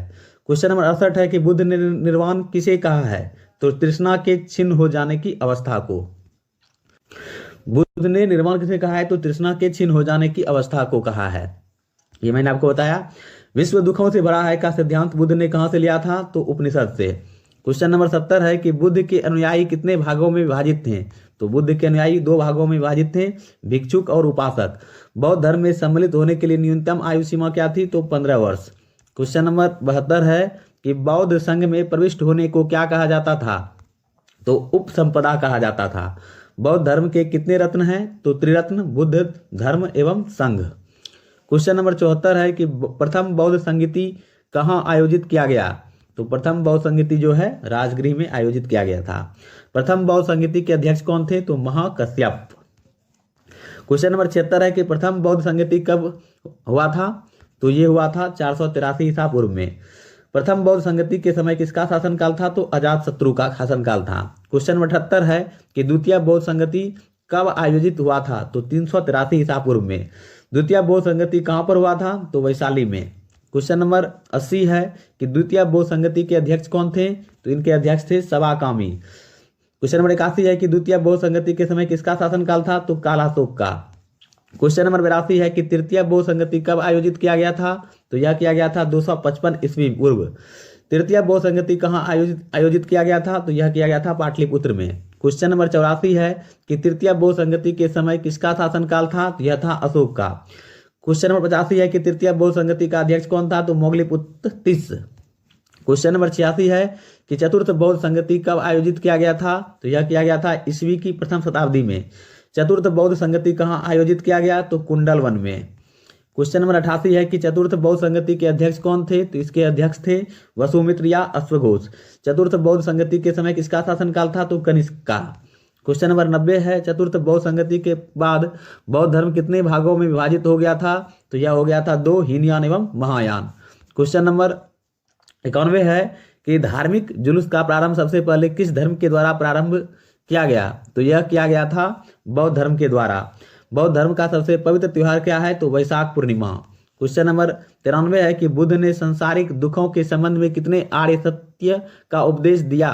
तो ये इन्होंने 4 आर्य सत्य का उपदेश दिया था। आज हम लोग लूसेंट का पार्ट 5 पढ़ेंगे तो पहला क्वेश्चन देखिए क्या दिया है कि भगवान शिव की पूजा करने वाले को क्या कहा जाता है। तो इसका सही उत्तर आप देख रहे हैं कि शैव। शिव से संबंधित धर्म को क्या कहा गया है, तो शैव धर्म कहा गया है। क्वेश्चन नंबर 3 है कि शिवलिंग उपासना का प्रारंभिक साक्ष्य का अवशेष कहाँ से मिला है। तो इसका अवशेष मिला है हड़प्पा संस्कृति से। ऋग्वेद में शिव के लिए किस देवता का उल्लेख है, तो रुद्र। क्वेश्चन नंबर 5 है कि लिंग पूजा का पहला स्पष्ट वर्णन किस पुराण में मिलता है। तो इसका स्पष्ट वर्णन जो है मत्स्य पुराण में मिलता है। किस पुराण में शैव संप्रदाय की संख्या 4 बताई गई है, तो वामन पुराण में। क्वेश्चन नंबर 7 है कि कौन सा संप्रदाय शैव धर्म का सर्वाधिक प्राचीन संप्रदाय है, तो पाशुपत संप्रदाय। पाशुपत संप्रदाय के अनुयायियों को क्या कहा गया है, तो पंचार्थिक। क्वेश्चन नंबर 9 है कि कापालिक संप्रदाय के इष्ट देव कौन थे, तो इनके इष्ट देव थे भैरव। लिंगायत संप्रदाय कहाँ प्रचलित था, तो दक्षिण में। क्वेश्चन नंबर 11 है कि एलोरा के प्रसिद्ध कैलाश मंदिर का निर्माण किसने कराया था, तो इसको मतलब जो है राष्ट्रकूटों ने करवाया था। राजराजेश्वर शिव मंदिर का निर्माण किसके द्वारा कराया गया, तो चोल शासक राजराज प्रथम के द्वारा। क्वेश्चन नंबर 13 है कि राजराजेश्वर शिव मंदिर को किस नाम से जाना जाता है, तो बृहदेश्वर मंदिर के नाम से जाना जाता है। बृहदेश्वर मंदिर कहाँ अवस्थित है, तो तंजौर में। क्वेश्चन नंबर 15 है कि किस शासकों की मुद्राओं पर शिव एवं नंदी का एक साथ अंकन प्राप्त होता है, तो यह है कुषाण शासकों की मुद्राओं पर। पशुपतिनाथ मंदिर कहाँ पर अवस्थित है, तो नेपाल की राजधानी काठमांडू में। क्वेश्चन नंबर 17 है कि पशुपतिनाथ मंदिर को यूनेस्को की विश्व सांस्कृतिक विरासत में कब शामिल किया गया था, तो 1979 में। वैष्णव धर्म के विषय में प्रारंभिक जानकारी कहाँ से मिलती है, तो उपनिषदों से। क्वेश्चन नंबर 19 है कि वैष्णव धर्म का विकास किस धर्म से हुआ, तो भागवत धर्म से। विष्णु के 10 अवतारों का उल्लेख किस पुराण में मिलता है, तो मत्स्य पुराण में। क्वेश्चन नंबर 21 है कि वैष्णव धर्म में ईश्वर को प्राप्त करने के लिए सर्वाधिक महत्व किसे दिया गया है, तो भक्ति को दिया गया है। भगवान विष्णु के सुदर्शन चक्र में कितनी तिलियां हैं, तो 6। क्वेश्चन नंबर 23 है कि अंकोर वाट का मंदिर कहाँ पर अवस्थित है, तो अंकोर वाट का मंदिर कंबोडिया में अवस्थित है। अंकोर वाट का मंदिर किस राजा ने बनवाया था, तो सूर्यवर्मन द्वितीय ने। क्वेश्चन नंबर 25 है कि अंकोर वाट का मंदिर कब बनवाया गया, तो यह बनवाया गया था 1113 ईस्वी से 1150 ईस्वी। अंकोर वाट का मंदिर किस देवता को समर्पित है, तो विष्णु। क्वेश्चन नंबर 27 है कि अंकोर वाट के मंदिर में भगवान विष्णु की कितनी फीट ऊंची प्रतिमा है, तो 10.5 फीट ऊंची प्रतिमा है। इस्लाम धर्म के संस्थापक कौन थे, तो हजरत मोहम्मद साहब। क्वेश्चन नंबर 29 है कि हजरत मोहम्मद साहब का जन्म कब हुआ था, तो इनका जन्म हुआ था 570 ईस्वी में। हजरत मोहम्मद साहब का जन्म कहाँ हुआ था, तो मक्का में। क्वेश्चन नंबर 31 है कि हजरत मोहम्मद साहब के पिता का नाम क्या था, तो इनके पिता का नाम था अब्दुल्ला। हजरत मोहम्मद साहब की माता का नाम क्या था, तो यह नाम था अमीना। क्वेश्चन नंबर 33 है कि हजरत मोहम्मद साहब को ज्ञान की प्राप्ति कब हुई थी, तो ज्ञान की प्राप्ति हुई थी 610 ईस्वी में। हजरत मोहम्मद साहब को ज्ञान की प्राप्ति कहाँ हुई थी, तो मक्का के पास हीरा नामक गुफा में। क्वेश्चन नंबर 36 है कि हजरत मोहम्मद साहब की शादी कब हुई थी, तो इनकी शादी हुई थी 25 वर्ष की अवस्था में। हिजरी संवत कब प्रारंभ हुआ था, तो 24 सितंबर 622 ईस्वी को। क्वेश्चन नंबर 38 है कि हजरत मोहम्मद साहब की पत्नी का नाम क्या था, तो इनकी पत्नी का नाम था खदीजा। हजरत मोहम्मद साहब की पुत्री का नाम क्या था, तो फातिमा। क्वेश्चन नंबर 40 है कि हजरत मोहम्मद साहब के दामाद का क्या नाम था, इनके दामाद का नाम था अली। इस्लाम धर्म का पवित्र धर्म ग्रंथ कौन सा है, तो कुरान। क्वेश्चन नंबर 42 है कि कुरान किस भाषा में संप्रेषित है, तो यह है अरबी भाषा में। कुरान में अध्यायों की संख्या कितनी है, तो 114। क्वेश्चन नंबर 44 है कि कुरान में कुल पद्य की संख्या कितनी है, तो इस पद्य की संख्या है 6360। हजरत मोहम्मद साहब की मृत्यु कब हुई, तो 8 जून 632 ईस्वी को। क्वेश्चन नंबर 46 है कि हजरत मोहम्मद साहब को कहाँ दफनाया गया, तो मदीना में। पैगंबर मोहम्मद साहब के उत्तराधिकारी क्या कहलाएं, तो खलीफा। क्वेश्चन नंबर 48 है इस्लाम जगत में खलीफा का पद कब तक रहा, तो यह रहा 1924 ईस्वी तक। खलीफा पद को समाप्त किसने किया, तो तुर्की शासक मुस्तफ़ा कमाल पाशा ने। क्वेश्चन नंबर 50 है कि भारत में सर्वप्रथम इस्लाम का आगमन किसके जरिए हुआ, तो यह हुआ अरबों के जरिए। भारत में अरबों का आगमन कब हुआ, तो 712 ईस्वी में। क्वेश्चन नंबर 52 है कि ईसाई धर्म के संस्थापक कौन थे, तो ईसाई धर्म के संस्थापक थे ईसा मसीह। ईसाई धर्म का प्रमुख ग्रंथ कौन सा है, तो बाइबल। क्वेश्चन नंबर 54 है ईसा मसीह का जन्म कहाँ हुआ था, तो ईसा मसीह का जन्म हुआ था जेरूशलेम के निकट बैथलहम में। क्वेश्चन नंबर 55 है कि ईसा के जन्म दिवस को किस रूप में मनाया जाता है, तो क्रिसमस के रूप में मनाया जाता है। क्वेश्चन नंबर 56 है कि ईसा मसीह के माता का नाम क्या था? तो ईसा मसीह के माता का नाम था मैरी। ईसा मसीह के पिता का नाम क्या था? तो नाम था जोसेफ। क्वेश्चन नंबर 58 है, ईसा मसीह ने अपने जीवन का प्रथम 30 वर्ष किस रूप में बताया? तो इन्होंने बताया था बढ़ई के रूप में। ईसा मसीह के प्रथम कितने शिष्य हुए? तो 2, एंड्रयूज एवं पीटर। क्वेश्चन नंबर 60 है कि ईसा मसीह को सूली पर किसने चढ़ाया? तो सूली पर चढ़ाया था रोमन गवर्नर पॉन्टियस ने। ईसा मसीह को सूली पर कब चढ़ाया गया? तो 33 ईस्वी में। क्वेश्चन नंबर 62 है, ईसाई धर्म का सबसे पवित्र चिन्ह क्या है? तो पवित्र चिन्ह है क्रॉस। पारसी धर्म के संस्थापक कौन थे? जरथ्रस्ट, जो ईरानी थे। क्वेश्चन नंबर 64, पारसी धर्म के शिक्षाओं का संकलन किस ग्रंथ में है? तो यह है जेंदा अवस्था में। पारसी धर्म के अनुयायियों को क्या कहा जाता है? तो अग्नि पूजक।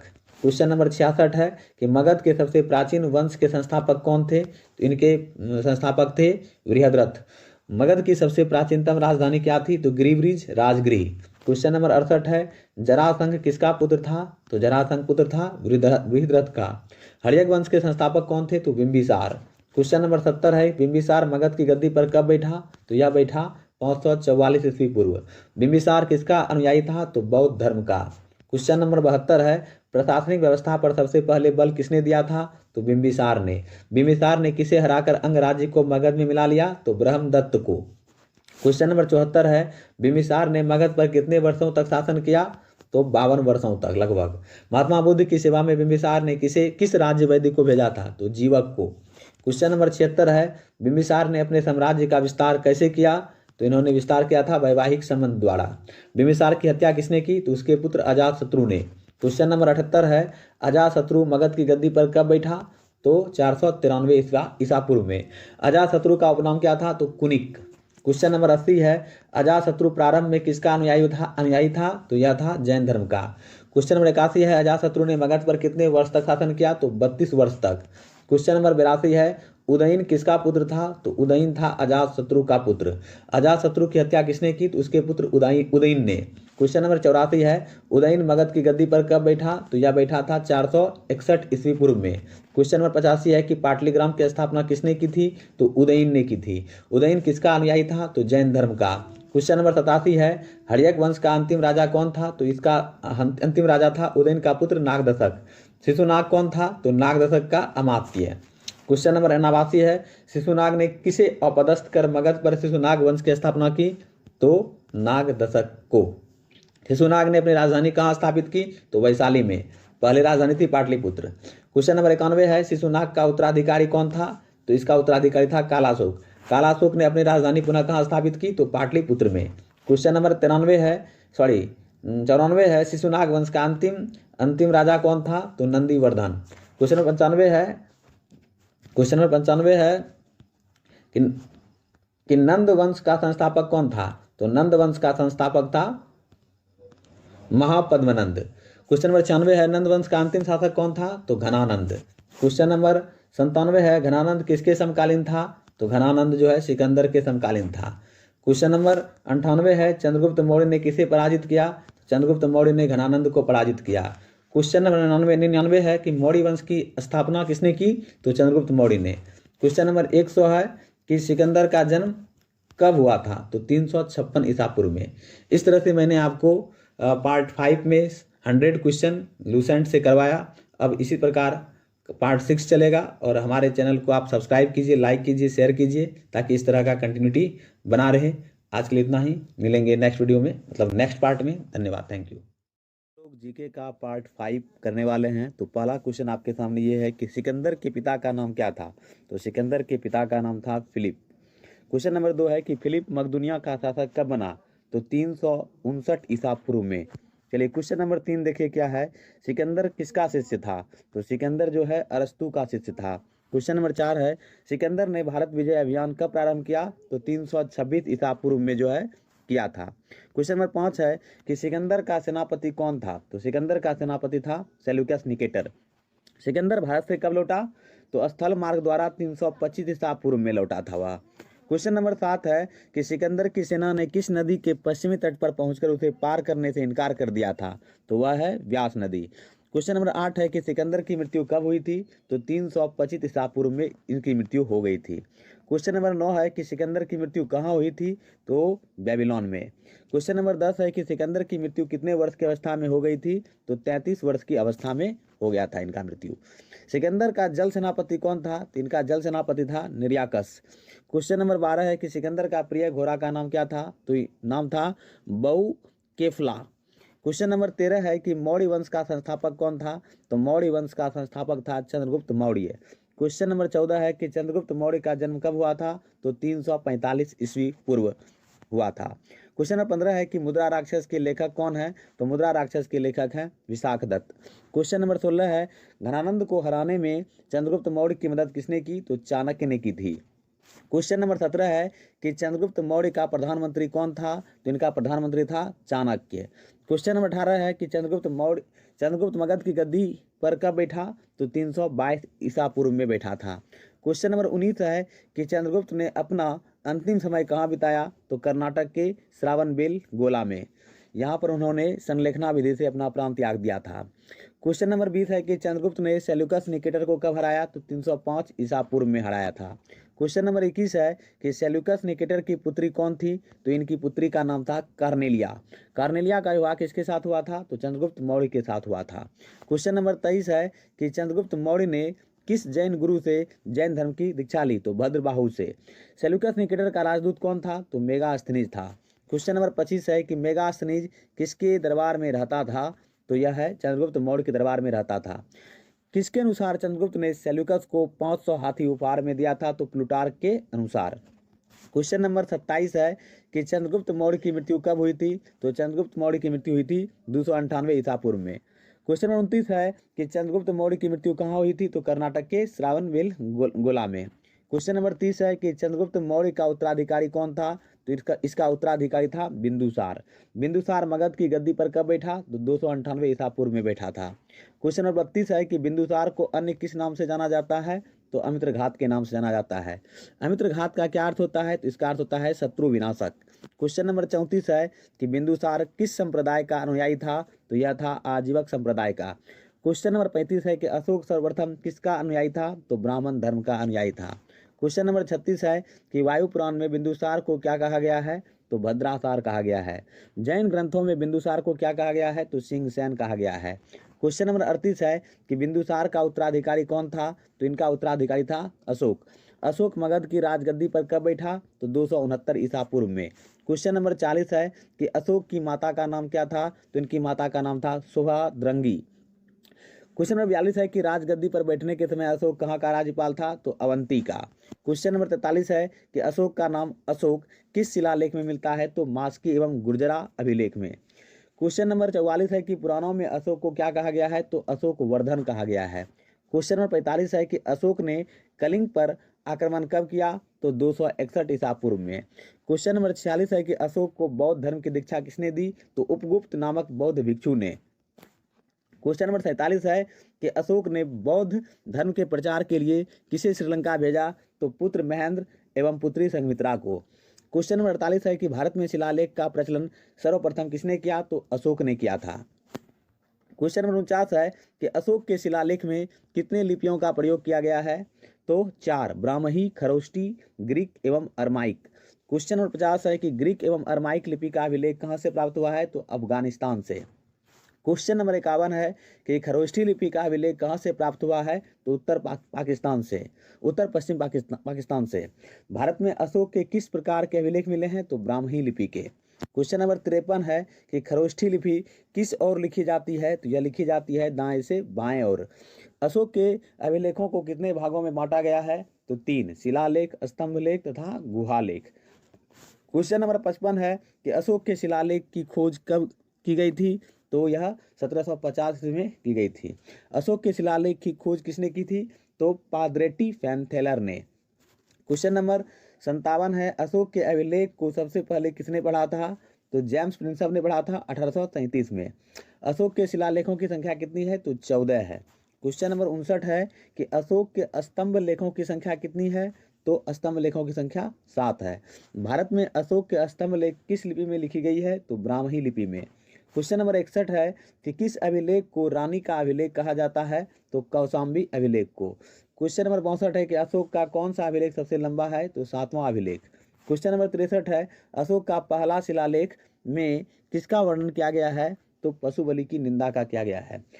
क्वेश्चन नंबर 64 है कि अशोक के दूसरे शिलालेख में क्या वर्णन किया गया है? तो मनुष्य एवं पशु के चिकित्सा व्यवस्था का। क्वेश्चन नंबर 65 है कि अशोक के तीसरे शिलालेख में क्या वर्णन किया गया है? तो कुछ धार्मिक नियमों का। क्वेश्चन नंबर 66 है अशोक के चौथे शिलालेख में क्या वर्णन किया गया है? तो धम्म घोष की घोषणा का। क्वेश्चन नंबर 67 है अशोक के 5वें शिलालेख में क्या वर्णन किया गया है? तो धर्म महापात्रों की नियुक्ति के विषय में। क्वेश्चन नंबर 68 है अशोक के 6वें शिलालेख में क्या वर्णन किया गया है? तो आत्मनियंत्रण की शिक्षा का। क्वेश्चन नंबर 69 है कि अशोक के 7वें एवं 8वें शिलालेख में क्या वर्णन किया गया है? तो तीर्थ यात्राओं का। क्वेश्चन नंबर 70 है कि अशोक के 9वें शिलालेख में क्या वर्णन किया गया है? तो सच्ची भेंट तथा सच्चे शिष्टाचार का। क्वेश्चन नंबर 71 है कि अशोक के 10वें शिलालेख में क्या वर्णन किया गया है? तो राजा तथा उच्च अधिकारी हमेशा प्रजा के हित के बारे में सोचे, यही वर्णन किया गया है। क्वेश्चन नंबर 72 है कि अशोक के 11वें शिलालेख में किसकी व्याख्या की गई है? तो धम्म की व्याख्या की गई है। क्वेश्चन नंबर 72 है कि अशोक के 12वें शिलालेख में क्या वर्णन किया गया है? तो 12वें शिलालेख में जो है स्त्री महापात्रों की नियुक्ति एवं सही प्रकार के विचारों के सम्मान की बात बताई गई है। क्वेश्चन नंबर 73 है कि अशोक के 13वें शिलालेख में क्या वर्णन किया गया है? तो 13वें शिलालेख में कलिंग युद्ध का वर्णन है। क्वेश्चन नंबर 74 है कि अशोक के 14वें शिलालेख में क्या वर्णन किया गया है? तो इसमें जनता को धार्मिक जीवन बिताने के लिए प्रेरित किया गया है। क्वेश्चन नंबर 75 है कि प्रयाग स्तंभ लेख सबसे पहले कहाँ अवस्थित था? तो यह अवस्थित था कौशाम्बी में। प्रयाग स्तंभ लेख को अकबर ने कहाँ स्थापित किया? तो इलाहाबाद के किले में। क्वेश्चन नंबर 77 है कि रामपुरवा स्तंभ लेख कहाँ स्थापित है? तो यह स्थापित है चंपारण बिहार में। क्वेश्चन नंबर 78 है कि रामपुरवा स्तंभ लेख की खोज किसने की थी? तो कारल यल ने 1872 ईस्वी में की थी। क्वेश्चन नंबर 79 है कि अशोक का सबसे छोटा स्तंभ लेख कौन सा है? तो रुम्मी देई। क्वेश्चन नंबर 80 है अशोक का कौन सा अभिलेख ग्रीक एवं अरमाइक भाषा में प्राप्त हुआ है? तो सारेकुना कंदहार अभिलेख। क्वेश्चन नंबर 81 है कि अर्थशास्त्र में शीर्षस्थ अधिकारी को क्या कहा जाता था? तो महामात्र कहा जाता था। महामात्र की संख्या कितनी थी? तो 18। क्वेश्चन नंबर 83 है कि अर्थशास्त्र में चर किसे कहा गया है? तो चर कहा गया है जासूस को। अशोक के समय मौर्य साम्राज्य में प्रांतों की संख्या कितनी थी? तो ये थी 5। क्वेश्चन नंबर 85 है कि प्रांतों को क्या कहा जाता था? तो प्रांतों को चक्र कहा जाता था। क्वेश्चन नंबर 86 है कि प्रांतों के प्रशासक को क्या कहा जाता था? तो कुमार या आर्यपुत्र या राष्ट्रीय। क्वेश्चन नंबर 87 है कि प्रशासन की सबसे छोटी इकाई क्या थी? तो प्रशासन की सबसे छोटी इकाई थी ग्राम। ग्राम का मुखिया क्या कहलाता था? तो ग्रामिक कहलाता था। क्वेश्चन नंबर 89 है कि प्रशंसकों में सबसे छोटा क्या था? यानी कि प्रशासनों में मतलब जो है छोटा सबसे क्या था? तो वह था गोप। गोप कितने ग्रामों का शासन संभालता था? तो 10 ग्रामों का। क्वेश्चन नंबर 91 है कि मेगास्थनीज के अनुसार नगर का प्रशासन कितने सदस्यों का एक मंडल करता था? तो 30 सदस्यों का। क्वेश्चन नंबर 92 है कि 30 सदस्यों का मंडल कितने समितियों में विभाजित था? तो 6 समितियों में। क्वेश्चन नंबर 93 है कि प्रत्येक समिति में कितने सदस्य होते थे? तो प्रत्येक समिति में 5 सदस्य होते थे। क्वेश्चन नंबर 54 है कि बिक्री कर के रूप में कितना भाग वसूला जाता था? तो 10वां भाग। क्वेश्चन नंबर 95 है कि मेगास्थनीज के अनुसार मार्ग निर्माण का अधिकारी कौन होता था? तो वह है एग्रोनोमाई। क्वेश्चन नंबर 96 है कि जस्टिन के अनुसार चंद्रगुप्त मौर्य की सेना में लगभग कितने अश्वारोही सैनिक थे? तो लगभग 50,000। क्वेश्चन नंबर 97 है कि युद्ध क्षेत्र में सेना का नेतृत्व करने वाले अधिकारी को क्या कहा जाता था? तो कहा जाता था नायक। क्वेश्चन नंबर 98 है कि सैन्य विभाग का सबसे बड़ा अधिकारी क्या कहलाता था? तो सेनापति। क्वेश्चन नंबर 99 है कि अर्थशास्त्र में गुप्तचर को क्या कहा गया है? तो गुप्तचर को गूढ़ पुरुष कहा गया है। क्वेश्चन नंबर 100 है कि एक ही स्थान पर रहकर कार्य करने वाले गुप्तचर को क्या कहा जाता था? तो संस्था। इस तरह से मैंने आप लोगों को 100 जीके करवाया इस पार्ट में। अब नेक्स्ट पार्ट में आप लोगों को आगे देखने के लिए मिलेगा। आज के लिए इतना ही, मिलते हैं नेक्स्ट पार्ट में। Thank you. लूसेंट जीके का पार्ट 7 करेंगे। तो पहला प्रश्न देखिए क्या दिया है कि एक स्थान से दूसरे स्थान पर भ्रमण करके कार्य करने वाले गुप्तचर को क्या कहा जाता था? तो इसका ऑप्शन आप देख रहे हैं कि उससे संचार कहा जाता था। अशोक के समय सरकारी भूमि को क्या कहा जाता था? तो अशोक के समय सरकारी भूमि को सीता भूमि कहा जाता था। क्या कहा जाता था? सीता भूमि। क्वेश्चन नंबर 3 देखिए क्या दिया है कि मेगास्थनीज ने भारतीय समाज को कितने वर्गों में विभाजित किया है? तो 7 वर्गों में। अगला है तो कितने वर्गों में विभाजित किया है? तो 7 वर्गों में।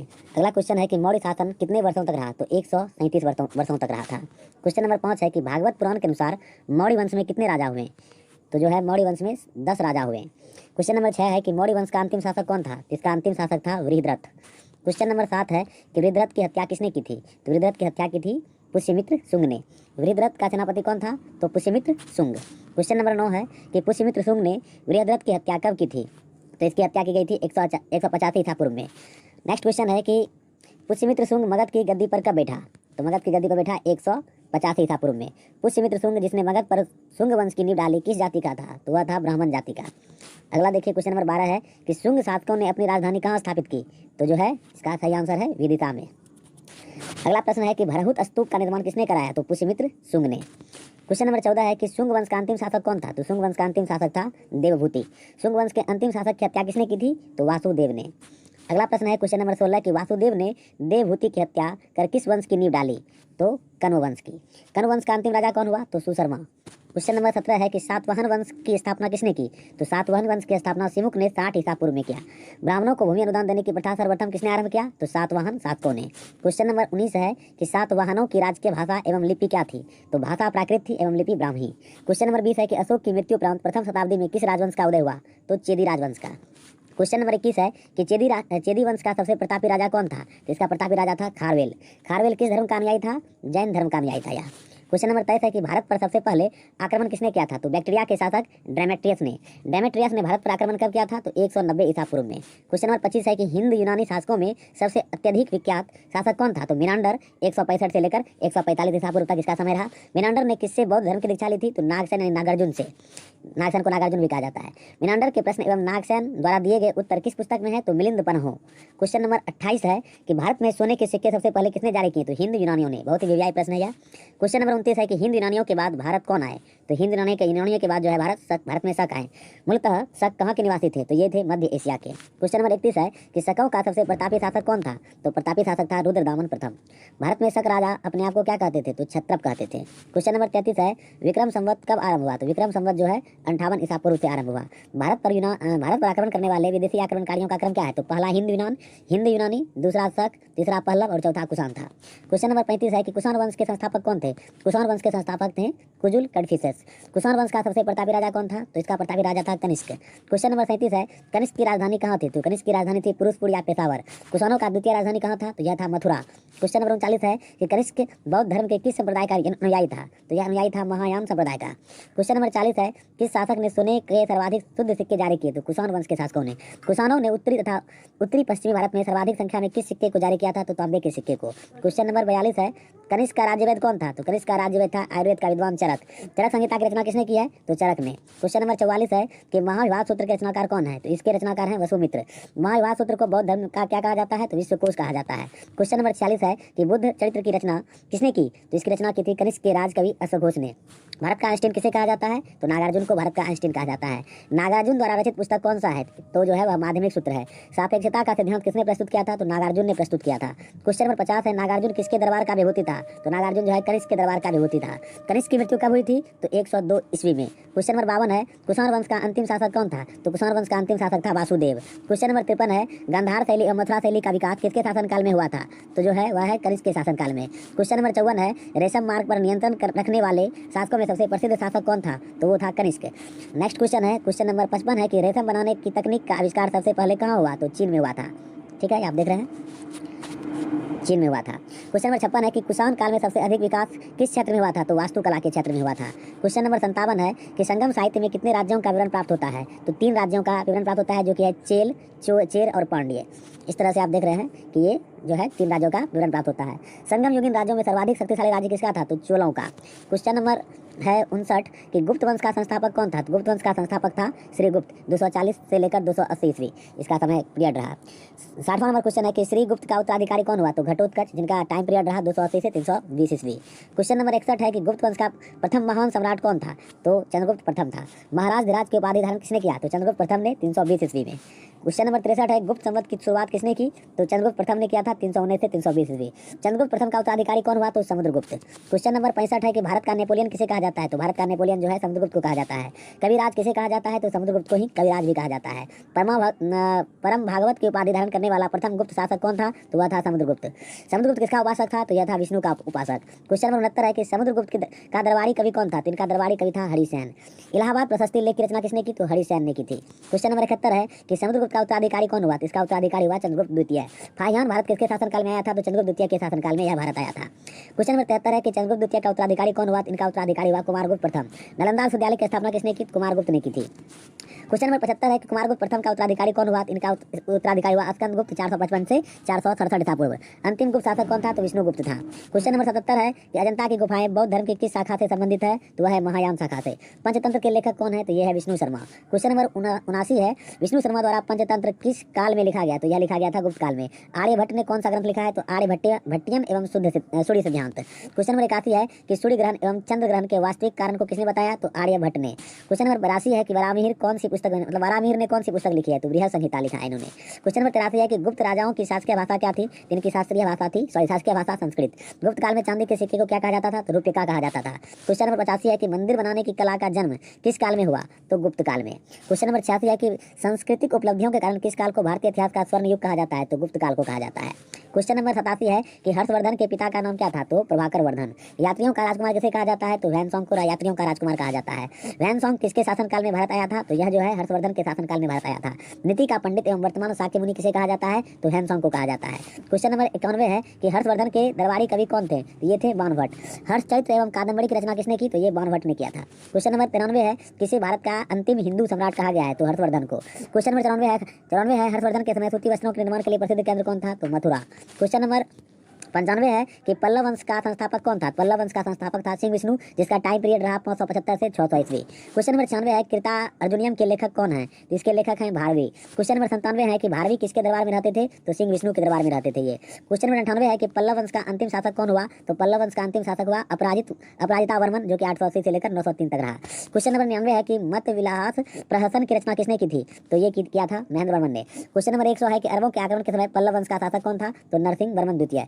अब इसी चीज को हम नेक्स्ट पार्ट में करेंगे। अगला आपको मतलब जो है 100 क्वेश्चन फिर आपको करवाएंगे नेक्स्ट पार्ट में। तो आज के लिए इतना ही। लाइक शेयर सब्सक्राइब अवश्य कर दीजिएगा हमारे चैनल को, और इस तरह से हम वीडियो को जारी रखेंगे आप लोगों के लिए। धन्यवाद, थैंक यू, आज के लिए इतना ही।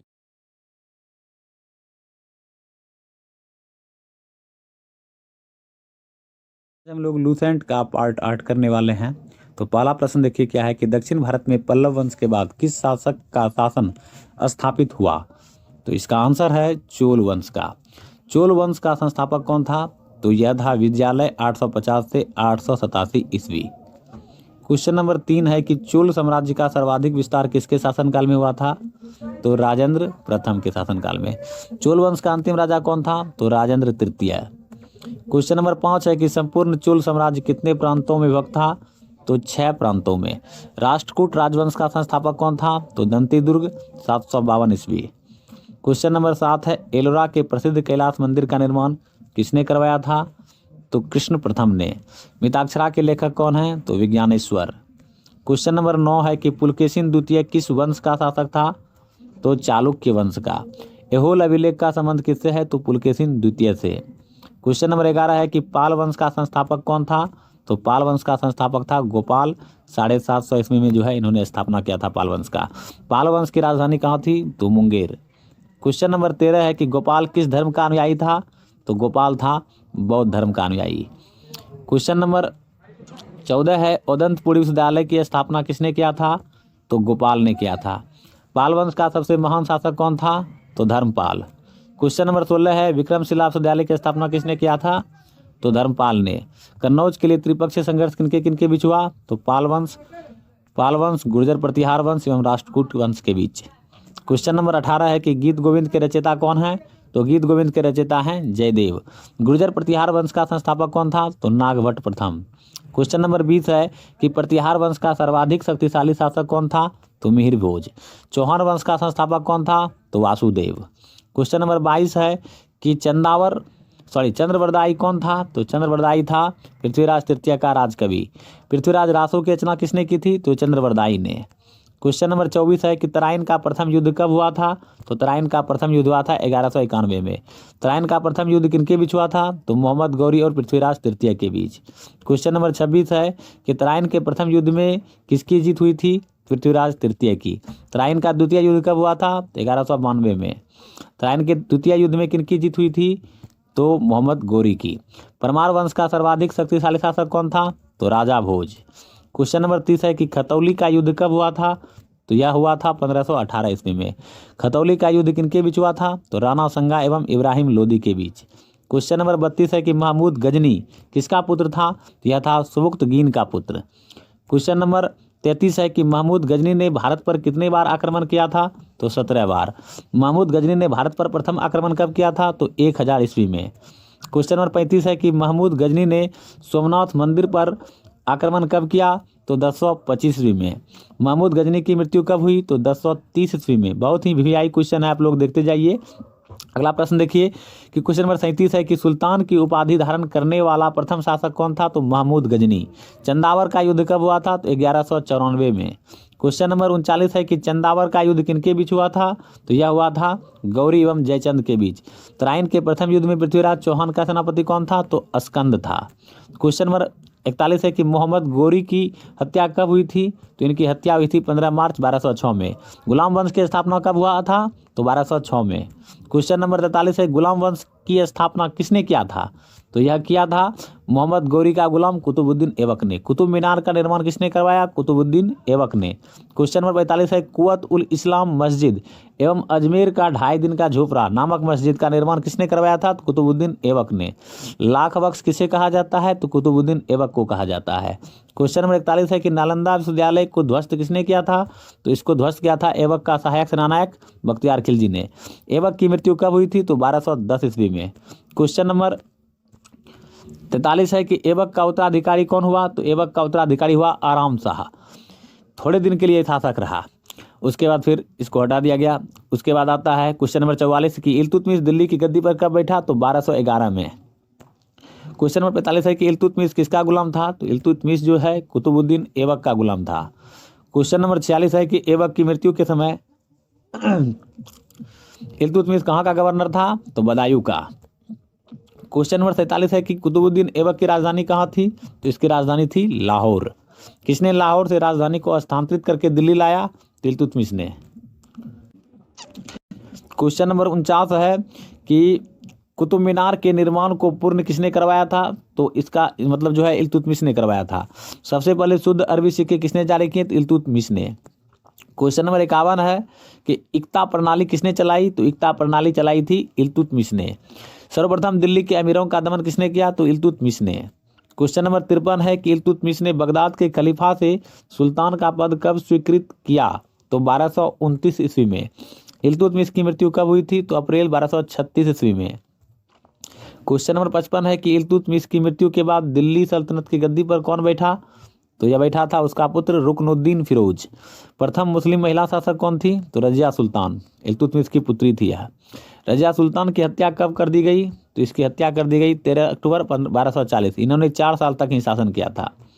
क्वेश्चन नंबर 58 है कि रजिया की शादी किसके साथ हुई थी? तो रजिया की शादी हुई थी मलिक अल्तुनिया के साथ। क्वेश्चन नंबर 59 है कि दिल्ली सल्तनत का कौन ऐसा सुल्तान था जो टोपी सीकर अपना जीवन निर्वाह करता था? उसका नाम था नासिरुद्दीन महमूद। क्वेश्चन नंबर 60 है कि बलबन दिल्ली की गद्दी पर कब बैठा? तो यह बैठा था 1266 में। बलबन का वास्तविक नाम क्या था? तो बहाउद्दीन। क्वेश्चन नंबर 62 है कि सिजदा एवं पैबोस प्रथा की शुरुआत किसने की थी? तो यह था गयासुद्दीन बलबन। नवरोज उत्सव किसने प्रारंभ किया? तो बलबन ने। क्वेश्चन नंबर 64 है कि लोह एवं रक्त की नीति का पालन किसने किया? तो बलबन ने। फारसी के प्रसिद्ध कवि अमीर खुसरो एवं अमीर हसन किसके दरबार में रहते थे? तो बलबन के दरबार में। क्वेश्चन नंबर 66 है गुलाम वंश का अंतिम शासक कौन था?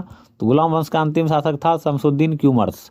किसने बलबन को उलुग खान की उपाधि प्रदान किया? तो नासिरुद्दीन महमूद ने। क्वेश्चन नंबर 68 है कि खिलजी वंश की स्थापना कब हुई थी? तो खिलजी वंश की स्थापना हुई थी 13 जून 1290 को। खिलजी वंश की स्थापना किसने किया था? तो जलालुद्दीन फिरोज खिलजी ने। क्वेश्चन नंबर 70 है कि अलाउद्दीन खिलजी दिल्ली का सुल्तान कब बना? तो यह बना 22 अक्टूबर 1296 को। अलाउद्दीन के बचपन का क्या नाम था? तो अली तथा गुरसास्प। क्वेश्चन नंबर 72 है किसने सेना को नगद वेतन देने तथा अस्थायी सेना की नींव रखी? तो अलाउद्दीन खिलजी ने। घोड़ा दागने एवं सैनिक का हुलिया लिखने की प्रथा किसने शुरू किया था? तो अलाउद्दीन खिलजी ने। क्वेश्चन नंबर 74 है, किसने अपने शासनकाल में मूल्य नियंत्रण प्रणाली को दृढ़ता से लागू किया था? तो अलाउद्दीन खिलजी ने। दक्षिण भारत की विजय के लिए अलाउद्दीन ने किसे भेजा था? तो मलिक काफूर को। क्वेश्चन नंबर 76 है कि जमैयत खाना मस्जिद, अलाई दरवाजा, सीरी का किला तथा हजार खंबा महल का निर्माण किसने करवाया था? तो अलाउद्दीन खिलजी ने करवाया था। इस्लामी वास्तुकला का रत्न किसे कहा जाता है? तो अलाई दरवाजा को कहा जाता है। क्वेश्चन नंबर 78 है कि तारीख़ फिरोजशाही के लेखक कौन है? तो इसके लेखक हैं जयाउद्दीन बर्नी। अलाउद्दीन खिलजी के द्वारा लगाए जाने वाले 2 नवीन कर कौन कौन से थे? तो चराई कर एवं गढ़ी कर। क्वेश्चन नंबर 80 है, अलाउद्दीन की मृत्यु कब हुई थी? तो इसकी मृत्यु हुई थी 5 जनवरी 1316 ईस्वी को। तुगलक वंश का स्थापना किसने किया? तो गयासुद्दीन तुगलक ने। क्वेश्चन नंबर 82 है, गयासुद्दीन तुगलक दिल्ली के सिंहासन पर कब बैठा? तो यह बैठा 8 सितंबर 1320 ईस्वी को। नहरों का निर्माण सर्वप्रथम किस शासक ने किया था? तो गयासुद्दीन तुगलक ने। क्वेश्चन नंबर 84 है कि तुगलकाबाद नाम का एक नया नगर किसने स्थापित किया था? तो गयासुद्दीन तुगलक ने। गयासुद्दीन तुगलक की मृत्यु कब हुई थी? 1320 ईस्वी में। क्वेश्चन नंबर 86 है कि गयासुद्दीन तुगलक की मृत्यु के पश्चात दिल्ली के सिंहासन पर कौन बैठा? तो मोहम्मद बिन तुगलक। मध्यकालीन सभी सुल्तानों में सबसे शिक्षित और विद्वान व्यक्ति कौन था? तो मोहम्मद बिन तुगलक। क्वेश्चन नंबर 88 है कि किस शासक को सनकी या पागल शासक के नाम से भी जाना जाता है? तो वो है मोहम्मद बिन तुगलक को। मोहम्मद बिन तुगलक ने कृषि के विकास के लिए किस नवीन विभाग की स्थापना की? तो अमीर एक को ही। क्वेश्चन नंबर 90 है कि किस शासक ने अपनी राजधानी दिल्ली से देवगिरी में स्थानांतरित की? मोहम्मद बिन तुगलक। और देवगिरी का नाम रखा दौलताबाद, मतलब देवगिरी से दौलताबाद स्थानांतरित किया था। सांकेतिक मुद्रा के अंतर्गत मोहम्मद बिन तुगलक ने किस प्रकार के सिक्के चलाए? तांबे और पीतल के सिक्के। क्वेश्चन नंबर 92 है कि इब्न बतूता कहाँ का यात्री था? तो यह यात्री था अफ्रीका का, मोरक्को का रहने वाला था। इब्न बतूता भारत कब आया था? तो 1333 ईस्वी में भारत आया था। क्वेश्चन नंबर 94 है कि इब्न बतूता भारत किसके शासनकाल में आया था? तो यह आया था मोहम्मद बिन तुगलक के शासनकाल में, और मोहम्मद बिन तुगलक ने इसे गाजी भी नियुक्त किया था, काजी सॉरी। मोहम्मद बिन तुगलक की मृत्यु कब हुई थी? तो 20 मार्च 1351 ईस्वी को। क्वेश्चन नंबर 96 है कि विजयनगर राज्य की स्थापना किसने किया था? तो इसकी स्थापना किया था हरिहर एवं बुक्का नामक 2 भाइयों ने मिलकर। हरिहर एवं बुक्का नामक 2 भाइयों ने विजयनगर साम्राज्य की स्थापना कब किया? 1336 में। वैसे ये 5 भाई थे। क्वेश्चन नंबर 98 है कि ब्राह्मणों पर जजिया कर लागू करने वाला पहला मुस्लिम शासक कौन था? तो यह था फिरोज तुगलक। फिरोज तुगलक की मृत्यु कब हुई थी? तो सितंबर 1388 को। क्वेश्चन नंबर 100 है कि दिल्ली में कोटला फिरोज शाह दुर्ग का निर्माण किसने करवाया था? तो यह करवाया था फिरोज तुगलक ने। इस तरह से मैंने आपको 100 क्वेश्चन आज के वीडियो में बताने का प्रयास किया। अब आगे फिर 100 क्वेश्चन आप लोगों को अगले सीरीज में मिलेगा देखने के लिए। आज के लिए इतना ही, मिलते हैं नेक्स्ट वीडियो में। यदि आपने मेरे चैनल को सब्सक्राइब लाइक नहीं किया है तो कर दीजिए, ताकि इस तरह का वीडियो आप लोगों को प्रतिदिन मिलते रहे। आज के लिए इतना ही, मिलते हैं नेक्स्ट वीडियो में। धन्यवाद, थैंक यू, आपका दिन शुभ हो। जीके का पार्ट 9 करने वाले हैं। तो देखिए पहला क्वेश्चन क्या है कि पहला क्वेश्चन है कि तुगलक वंश का अंतिम शासक कौन था? तो तुगलक वंश का अंतिम शासक था नासिरुद्दीन मोहम्मद तुगलक। दूसरा क्वेश्चन है कि तैमूर लंग ने दिल्ली में किसके शासनकाल में आक्रमण किया था? तो नासिरुद्दीन मोहम्मद तुगलक के समय। चलिए क्वेश्चन नंबर 3 देखिए क्या दिया है कि तैमूर लंग ने दिल्ली पर कब आक्रमण किया था? तो इसने किया था 1398 ईस्वी में। सैयद वंश के संस्थापक कौन थे? तो ये थे खिज खां। अगला क्वेश्चन है क्वेश्चन नंबर 5 कि खिज खां कौन था? तो खिज खां थे तैमूर लंग का सेनापति। सैयद वंश का शासनकाल कब से कब तक रहा? तो 1414 से लेकर 1451 ईस्वी तक।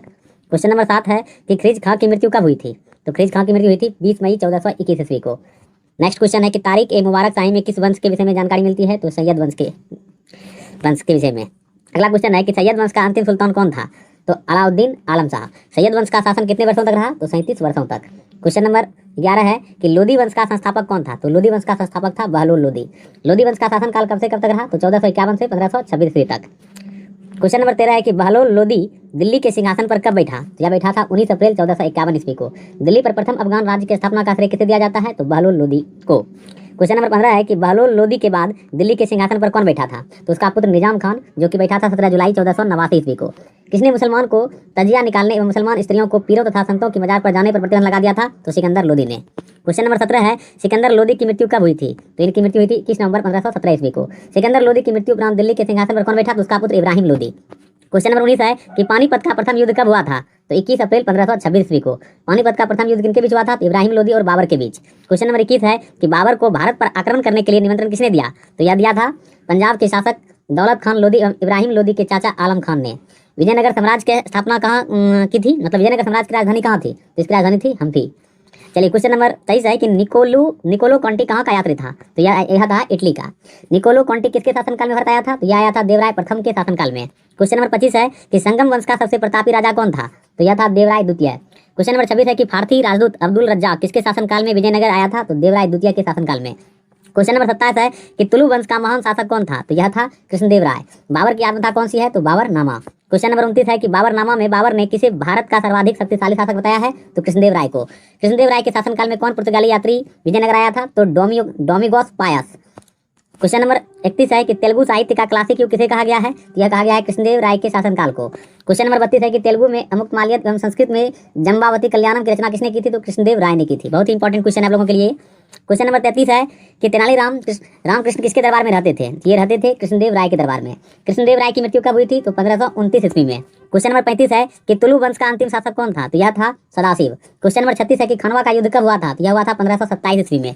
क्वेश्चन नंबर 37 है कि खनवा का युद्ध किनके बीच हुआ था? तो यह हुआ था राणा संगा एवं बाबर के बीच। खनवा के युद्ध में कौन विजयी रहा? तो बाबर। क्वेश्चन नंबर 39 है कि हल्दी घाटी का युद्ध कब हुआ था? तो यह हुआ था 1576 ईस्वी में। क्वेश्चन नंबर 40 है कि हल्दी घाटी का युद्ध किनके बीच हुआ था? तो महाराणा प्रताप एवं अकबर के बीच। क्वेश्चन नंबर 41 है कि हल्दी घाटी के युद्ध में कौन विजयी रहा? तो यह रहा था अकबर। क्वेश्चन नंबर 42 है कि भक्ति आंदोलन की शुरुआत कब हुई थी? तो 6ठी शताब्दी में। क्वेश्चन नंबर 43 है कि भक्ति आंदोलन को दक्षिण भारत से उत्तर भारत में लाने का श्रेय किसे दिया गया है? तो यह दिया गया है रामानंद को। मुगल वंश का संस्थापक कौन था? तो यह था बाबर। क्वेश्चन नंबर आगे 45 देखिए। तो क्वेश्चन नंबर 45 देखिए क्या दिया है कि बाबर का जन्म कब हुआ था? तो फरवरी 1483 ईस्वी को। क्वेश्चन नंबर 46 है कि बाबर का जन्म कहाँ हुआ था? तो इनका जन्म हुआ था फरगना में। बाबर के पिता का क्या नाम था? तो उमर शेख मिर्जा। क्वेश्चन नंबर 48 है कि बाबर फरगना की गद्दी पर कब बैठा? तो यह बैठा था 8 जून 1494 ईस्वी को। बाबर ने बादशाह की उपाधि धारण कब की? तो 1507 ईस्वी में। क्वेश्चन नंबर 50 है कि बाबर के कितने पुत्र थे? तो बाबर के 4 पुत्र थे। बाबर ने भारत पर कितने बार आक्रमण किया था? तो यह इसने 5 बार आक्रमण किया था। क्वेश्चन नंबर 52 है कि पानीपत के प्रथम युद्ध में बाबर ने किस युद्ध नीति का प्रयोग किया था? तो तुगलमा युद्ध नीति एवं तोपखाने का। तो यानी कि तुगलमा युद्ध नीति एवं तोपखाने का। पानीपत के प्रथम युद्ध में बाबर के 2 प्रसिद्ध निशानेबाज कौन थे? तो उस्ताद अली एवं मुस्तफा। क्वेश्चन नंबर 54 है कि हुमायूं ने कोहिनूर हीरा कहाँ से प्राप्त किया था? जिसने प्राप्त किया था ग्वालियर के दिवंगत राजा विक्रमजीत के परिवार से। कलंदर की उपाधि किसने प्राप्त की थी? तो बाबर ने। क्वेश्चन नंबर 56 है कि बाबर ने किस युद्ध में राणा संगा के खिलाफ जिहाद का नारा दिया था? तो खानवा के युद्ध में। खानवा युद्ध में विजय के बाद बाबर ने कौन सी उपाधि धारण की? तो गाजी की। क्वेश्चन नंबर 58 है कि बाबर की मृत्यु कब हुई थी? तो बाबर की मृत्यु 26 दिसंबर 1530 ईस्वी को। क्वेश्चन नंबर 59 है बाबर की मृत्यु कहाँ हुई थी? तो आगरा में। क्वेश्चन नंबर 60 है कि बाबर का शासनकाल कब से कब तक रहा? तो इसका इनका शासनकाल रहा 1526 से लेकर 1530 तक। प्रारंभ में बाबर के शव को कहाँ दफनाया गया था? तो आगरा के आराम बाग में। क्वेश्चन नंबर 62 है कि बाद में बाबर के शव को कहाँ दफनाया गया था? तो काबुल में। बाबर की मातृभाषा क्या थी? तो तुर्की। क्वेश्चन नंबर 64 है कि बाबर ने अपनी आत्मकथा बाबरनामा किस भाषा में लिखी है? तो तुर्की भाषा में। बाबरनामा का फारसी भाषा में अनुवाद किसने किया? तो अब्दुल रहीम खान खाना ने। क्वेश्चन नंबर 66 है कि बाबर का उत्तराधिकारी कौन हुआ? तो इनका उत्तराधिकारी हुआ हुमायूं। क्वेश्चन नंबर 67 है हुमायूं का शासनकाल कब से कब तक रहा? तो 1530 से लेकर 1556 ईस्वी तक। क्वेश्चन नंबर 68 है कि चौसा का युद्ध कब हुआ था? तो चौसा का युद्ध हुआ था 25 जून 1539 को। चौसा का युद्ध किनके बीच हुआ था? तो शेर खां एवं हुमायूं के बीच। क्वेश्चन नंबर 70 है कि चौसा के युद्ध में कौन विजयी रहा? तो शेर खां। क्वेश्चन नंबर 71 है कि चौसा के युद्ध में विजयी होने के बाद शेर खां ने कौन सी उपाधि ग्रहण की? तो शेरशाह की उपाधि। क्वेश्चन नंबर 72 है कि बिलग्राम या कन्नौज का युद्ध कब हुआ था? तो यह हुआ था 17 मई 1540 को।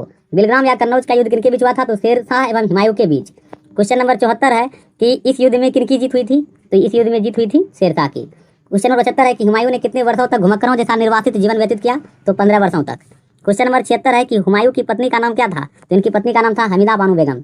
अकबर की मां का नाम क्या था? तो हमीदा बानो बेगम। क्वेश्चन नंबर 78 है कि हुमायूं पुनः दिल्ली की गद्दी पर कब बैठा? तो यह बैठा था 1555 ईस्वी में। हुमायूं द्वारा लड़े 4 प्रमुख युद्ध कौन कौन से हैं? तो पहला है देवरा जो कि 1531 में हुआ था, चौथा 1539, बिलग्राम 1540 और सरहिंद का युद्ध 1555। क्वेश्चन नंबर 80 है कि हुमायूं की मृत्यु कब हुई थी? तो इनकी मृत्यु हुई थी 1 जनवरी 1556 ईस्वी को। हुमायूं नामा की रचना किसने की थी? तो गुलबदन बेगम ने। क्वेश्चन नंबर 82 है कि हुमायूं किस पर विश्वास करता था? तो हुमायूं जो है ज्योतिष पर विश्वास करता था। क्वेश्चन नंबर 83 है कि सूर साम्राज्य का संस्थापक कौन था? तो शेरशाह सूरी। क्वेश्चन नंबर 84 है कि शेरशाह सूरी किस वंश का शासक था? तो यह शासक था अफगान वंश का। शेरशाह सूरी का शासनकाल कब से कब तक रहा? तो 1540 से लेकर 1545 ईस्वी तक। क्वेश्चन नंबर 86 है कि शेरशाह सूरी का जन्म कब हुआ था? तो शेरशाह सूरी का जन्म हुआ था 1472 ईस्वी में।